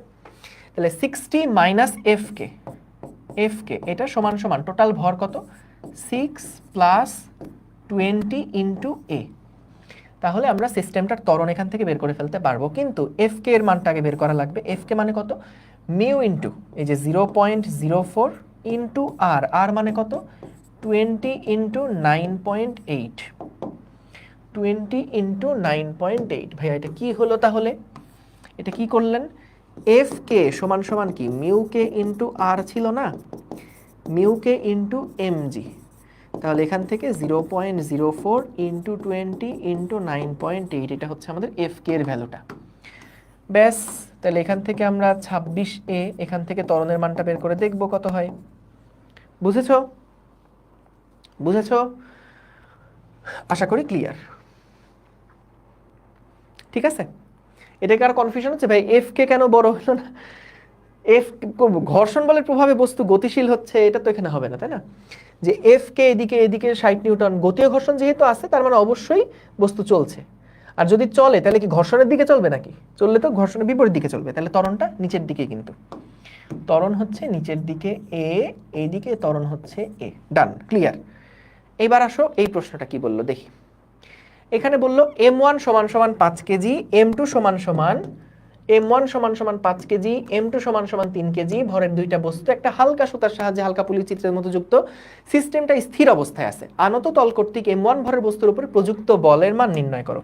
কি বললো, আনত তল মানে এইটা, আনত তল কর্তৃক m1 ভরের বস্তুর উপর প্রযুক্ত বল। বলো তো এই প্রযুক্ত বলটা আসলে কি বল, এই প্রযুক্ত বলটা আসলে কি বল বলো তো, এই প্রযুক্ত বলটা আসলে কি বল? এই প্রযুক্ত বলটা হচ্ছে, না না কি বলছে, আনত তল কর্তৃক প্রযুক্ত, এটা কিন্তু দড়ির টান বল দ্বারা প্রযুক্ত বল বলে নাই। আনত তল কর্তৃক প্রযুক্ত বল কোনটা, রিঅ্যাকশন ফোর্স না, এটা কি রিঅ্যাকশন ফোর্স না, এই যে এই সেই রিঅ্যাকশন ফোর্সের মান কত এটা বের করতে হবে। ঠিক আছে, দেখি আসো হিসাব নিকাশ করে। এখানে থিটা আমাদের দেওয়া নাই, আচ্ছা না দেওয়া থাকুক, দেখি কোনোভাবে করা যায় কিনা। নিচের দিকে আসলো m1g বল, এটা থিটা হলে এটাও তো থিটা, তাহলে এদিক বরাবর থাকবে m1g cos থিটা আর এদিক বরাবর থাকবে m1g sin থিটা। আমরা দেখতে পাচ্ছি r সমান সমান হচ্ছে মূলত m1g cos থিটা, কিন্তু আমরা তো থিটার মানটা জানি না। প্রশ্নে থিটার মান লাগবে, কারণ আমি এখানে কিন্তু থিটা দিয়ে কোনো উত্তর নাই। তাহলে কি করা যাবে, দেখো বলছে আমাদের পুরো সিস্টেমটা কিন্তু স্থির অবস্থায় আছে। তাহলে যেহেতু সিস্টেমটা স্থির অবস্থায় আছে, তাহলে বলো তো টান বল এবং এই m1g sin থিটা দুইটা পরস্পর সমান না? তাহলে আমাদের এই টান বল সমান সমান কিন্তু m1g sin থিটা, এবং বলতো এইখানে যে টান বলটা কাজ করছে সেই টান বল এখানেও কাজ করবে, এবং এখানকার টান বল হচ্ছে মূলত m2g এর সমান না? তাহলে টান বল সমান যেহেতু আমরা দেখলাম, টান বল সমান সমান যেহেতু m2g, তাহলে আমরা এখান থেকে কিন্তু r এর যে মান সেটা বের করে ফেললেই হলো। কত আসে, সাইন থিটা সমান সমান কত আসে এখান থেকে, জি জি কাটাকাটি হয়ে যাচ্ছে, তাহলে থাকে কত, সাইন থিটা সমান সমান হচ্ছে m2 divided by m1। m2 মানে হচ্ছে 3 কেজি, m1 মানে হচ্ছে 5 কেজি। দেখো যখনই এরকম একটা রেশিও পাবা তখন এটাকে তুমি একটা সমকোণী ত্রিভুজের সাথে তুলনা করতে পারো। সো এমন একটা সমকোণী ত্রিভুজ যেটার থিটা যদি এটা হয়, তার লম্ব বাই ভূমির অনুপাত, লম্ব বাই অতিভুজের অনুপাত, লম্ব বাই অতিভুজ একটা 3 হলে আর একটা 5, তাহলে বলো তো তার এই বাহুটা কত হবে, 4 হবে না, 3 4 5। তাহলে cos থিটা সমান কত হবে, cos থিটা সমান হবে লম্ব বাই ভূমি বাই অতিভুজ 4/5। তাহলে এখান থেকে আমরা পাই দেখো m1g, যেটা m1 এর মান হচ্ছে 5 কেজি ইন্টু 10 9.8 এর মান, আর cos থিটার মান হচ্ছে 4/5, তাহলে 40 নিউটন হয়, তাহলে 40 নিউটন হয়। সো উত্তর হচ্ছে 40 নিউটন। ঠিক আছে, ক্লিয়ার? আশা করি বুঝেছো। লাস্ট অঙ্ক দেখো, সহজ অঙ্ক। কি বলছে দেখো, চিত্রের মতন, হ্যাঁ, এম, ক্যাপিটাল এম এবং স্মল এম ভরের দুইটা বস্তু আনত তলে অবস্থিত আছে। ব্লক দুইটা একটা হালকা সুতার সাহায্যে একটা আদর্শ পুলির সাথে যুক্ত। ব্লক দুইটা হালকা এই সুতাটার সাহায্যে একটা পুলিশ, আদর্শ পুলির সাথে যুক্ত। তল এবং ব্লকের ঘর্ষণ গুণাঙ্ক দেওয়া আছে 0.25, এদের মধ্যে ঘর্ষণ গুণাঙ্ক কত দেওয়া আছে। ক্যাপিটাল এম এর মান হচ্ছে 10 কেজি বলা, স্মল এম এর মান কত হলে এম ভরের বস্তুটা 2 মিটার পার সেকেন্ড স্কয়ার ত্বরণে নিচের দিকে নামতে থাকবে। প্রশ্নটা কি বুঝছো? প্রশ্নটা কি বুঝেছো? প্রশ্ন বুঝেছো, গুড। তাহলে দেখো যে আমরা এখান থেকে দেখছি আমাদের এই বস্তুটা, পুরা সিস্টেমটা নাকি এই দিক বরাবর 2 মিটার পার সেকেন্ড ত্বরণে যাচ্ছে। ত্বরণটা পরে লিখি, তাহলে এটা যদি এ ত্বরণে যায়, এই বস্তুটাও কি হবে, এই বস্তুটাও এদিকে এ ত্বরণে যাবে। এখন খেয়াল করো, টান বলগুলা দিয়ে নেই, এই এম ভরের বস্তুর উপর টান বল এই দিকে কাজ করছে, ক্যাপিটাল এম ভরের বস্তুর উপর টান বল এই দিকে কাজ করছে। ক্লিয়ার? আচ্ছা, বলো তো ভাইয়া, আমাদের এই বস্তুর উপরে ঘর্ষণ বল কোন দিকে কাজ করবে? এই বস্তুটার উপরে ঘর্ষণ বল কাজ করবে নিচের দিকে, এই দিকে কাজ করবে Fk1, এবং এই বস্তুর উপরে ঘর্ষণ বল কোন দিকে কাজ করবে? এই দিক বরাবর কাজ করবে না, Fk2। কারণ দেখো, ত্বরণ যেদিকে হবে বা বস্তু যেদিকে গতিশীল হবে, ঘর্ষণ বল গতির বিপরীত দিকে কাজ করবে। তাহলে ওর গতিটা যেহেতু নিচের দিকে, তাহলে ঘর্ষণ বলের বিপরীত দিকে। ওর গতিটা যেহেতু উপরের দিকে, তাহলে ঘর্ষণ বলের বিপরীত দিকে। বলো ডিরেকশনগুলা ভাইয়া ক্লিয়ার কিনা বলো তো, ডিরেকশনগুলা কি ক্লিয়ার কিনা বলো। অনেকেই কি করে জানো, আমি এই বছর ইঞ্জিনিয়ারিং অ্যাডমিশন পেয়েছি, এই ম্যাথটা করাইতে গিয়ে মনের ভুলে, একদম মনের ভুলে, মেইন ক্লাসে এভাবে করছি, কম্প্যাক্ট ক্লাস যখন রেকর্ড করতে গেছি সেই সময় পুরা ক্লাস টাস করে নিয়ে যখন এডিটিংয়ে বসছি, তখন দেখি কি এইটা, এই ফ্রিকশন ফোর্স এই দিকে ধরে নিয়ে কোন মনের ভুলে করে ফেলছি। তারপর আবার লাইভ ক্লাসে যেটা করছিলাম ওইটা কেটে তারপর আবার ওখানে এনে বসাই দিছি। সেটা কিন্তু মানে খুব যদি খেয়াল না করো তখন কিন্তু, আচ্ছা ঘর্ষণ বল গতির বিপরীত দিকে, ঠিক আছে, এই ঘর্ষণ বলের দিকে, এটার ঘর্ষণ বলের দিকে, এরকম করে কিন্তু ম্যাথ করা হয়ে যেতে পারে, তাই খেয়াল রেখো। ঠিক আছে, তাহলে আসো আমরা এবার প্রথমে ক্যাপিটাল এম ভরের জন্য সূত্র কি হবে লিখে ফেলি। ক্যাপিটাল এম ভরের জন্য সূত্র হবে কি, আচ্ছা তার আগে এখানে আরো কয়েকটা বিষয় আছে। যেমন এর উপরে নিচের দিকে কাজ করছে এমজি বল, তার এদিকে একটা উপাংশ থাকবে, এটার এদিকে একটা উপাংশ থাকবে, এদিকে একটা উপাংশ থাকবে। তাহলে এই দিকের উপাংশটা হচ্ছে আমাদের ক্যাপিটাল এমজি কজ 53 ডিগ্রি, আর এই দিকের উপাংশ হচ্ছে ক্যাপিটাল এমজি সাইন 53 ডিগ্রি। ঠিক আছে, একই কথা এটার জন্যও প্রযোজ্য, যে এই বস্তুর নিচের দিকে বল কাজ করছে স্মল এমজি, এটার দুইটা উপাংশ থাকবে, একটা এই দিক বরাবর, একটা হচ্ছে এই দিক বরাবর। তাহলে এটা যদি থিটা হয় তাহলে এদিক বরাবর উপাংশ হচ্ছে এমজি কজ 37 ডিগ্রি, এদিক বরাবর উপাংশ হচ্ছে এমজি কস 37 ডিগ্রি, আর এদিক বরাবর উপাংশ হচ্ছে এমজি সাইন 37 ডিগ্রি। তাহলে খেয়াল করো ক্যাপিটাল এম যে ভরটা আছে সেটার ত্বরণ যেহেতু নিচের দিকে এ, তাহলে আমরা কি লিখতে পারি? অবশ্যই এম জি সাইন 53 ডিগ্রি এই মানটা বড়, মাইনাস হচ্ছে টান বল, মাইনাস হচ্ছে ঘর্ষণ বল। আচ্ছা আমি যদি ঘর্ষণ বলকে একবারে mu into capital M G cos 53 degree লিখি, তুমি কি মাইন্ড করবা? সমান সমান এম ইন্টু এ। এটা কি বুঝছো কি লিখছি? এটা কি বুঝেছো কি লিখেছি? এইটা হলো আমাদের ঘর্ষণ বল, এফ কে সমান সমান মিউ কে ইন্টু আর। বুঝছি, ভেরি গুড, থ্যাংক ইউ। কারণ এখন এতগুলো অঙ্ক হয়ে গেছে, আমাদের মনে করো এগুলো এখন ইজিলি এক দেখায় বুঝে ফেলা উচিত। বুঝবা, বুঝে গেছো। সো এইবার আসো স্মল এম ভরের জন্য কি হবে? তার জন্য টান বলটা বড়, minus M G sine 37 degree, minus ঘর্ষণ বল হচ্ছে mu into M G sine 37 degree.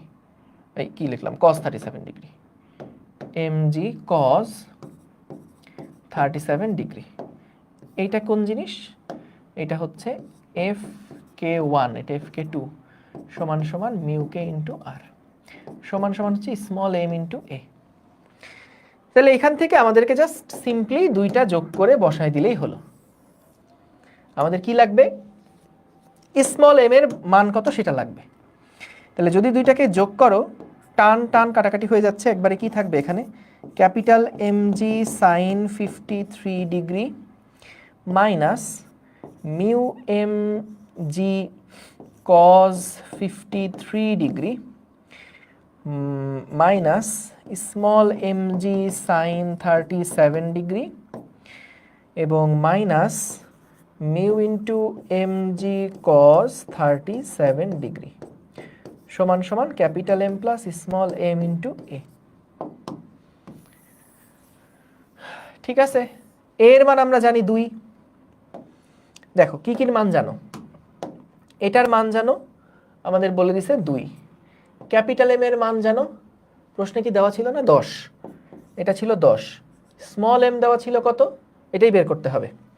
Mu এর মান দেওয়া ছিল হচ্ছে 0.25, 0.25, এটা হলো স্মল এম, এটার মান বের করতে হবে, এটা জানি না। তাহলে এইটা একটা আননোন, এটা একটা আননোন, এখানে এমজি সাইন 30 এটাও সেই unknown, same unknown. Capital M এর মান হচ্ছে 10, মিউ এর মান হচ্ছে 0.25, তারপরে এটা হচ্ছে 10। এই তো সবগুলোর ভ্যালু জানো, যদি স্মল এম এর মান জানো না, স্মল এমটা বের করলে কিন্তু হয়ে যাবে। ঠিক আছে, আশা করি বুঝতে পেরেছো। জাস্ট একটু লেন্দি ম্যাথ, আর কিচ্ছু না, সহজ, একেবারে সহজ। ঠিক আছে, বলো বলো বলো ক্লিয়ার কিনা? ঠিক আছে ভাই, এগুলো এমসিকিউ, এগুলো সিকের ওয়েটে আসার মতন প্রবলেম আর কি। হ্যাঁ, এগুলো বোর্ডে দিবে না, চিন্তা করো না, এটা ইঞ্জিনিয়ারিং এর সিকের ওয়েটে আসার মতন প্রবলেম। ঠিক আছে, এটা ইঞ্জিনিয়ারিং এর সিকের ওয়েটে আসার মতন প্রবলেম। সিকিউরিটি এরকম টাইপের ম্যাথ দেয় এবং এক একটা ম্যাথ করতে 3-4 মিনিট করে সময় থাকে। ঠিক আছে, কিন্তু এগুলা কিন্তু বাদ দেওয়ার মতন না, মানে অঙ্কগুলোই এরকম বড় বড় থাকে সিকের ওয়েটে। ঠিক আছে, ব্যাস আমরা আজকে শেষ করি তাহলে। আলহামদুলিল্লাহ, আমাদের আজকের মাধ্যমে মোটামুটি যেই ইয়ার ক্লাসগুলো ছিল, রৈখিক পার্টের যে ক্লাসগুলো ছিল সেগুলো আমাদের শেষ হলো। ইনশাল্লাহ নেক্সট ক্লাসে আমরা একেবারে প্রথম থেকে আমাদের যেই কৌণিক গতির যে টাইপের ম্যাথ প্রবলেমগুলো আছে সেগুলো দিয়ে আগে শুরু করব, এবং তারপরে আমরা হচ্ছে আস্তে আস্তে আমাদের নিউটনীয় বলবিদ্যার যে গতির ঘূর্ণন গতির প্রবলেমগুলো আছে সেগুলো দেখব। ঠিক আছে, ঠিক আছে তাহলে, থ্যাংক ইউ সবাইকে, তোমরাও সবাই ভালো থাকো, দোয়া করে আমার জন্য। পরশুদিন ইনশাল্লাহ দেখা হবে। আসসালামু আলাইকুম, আল্লাহ হাফেজ।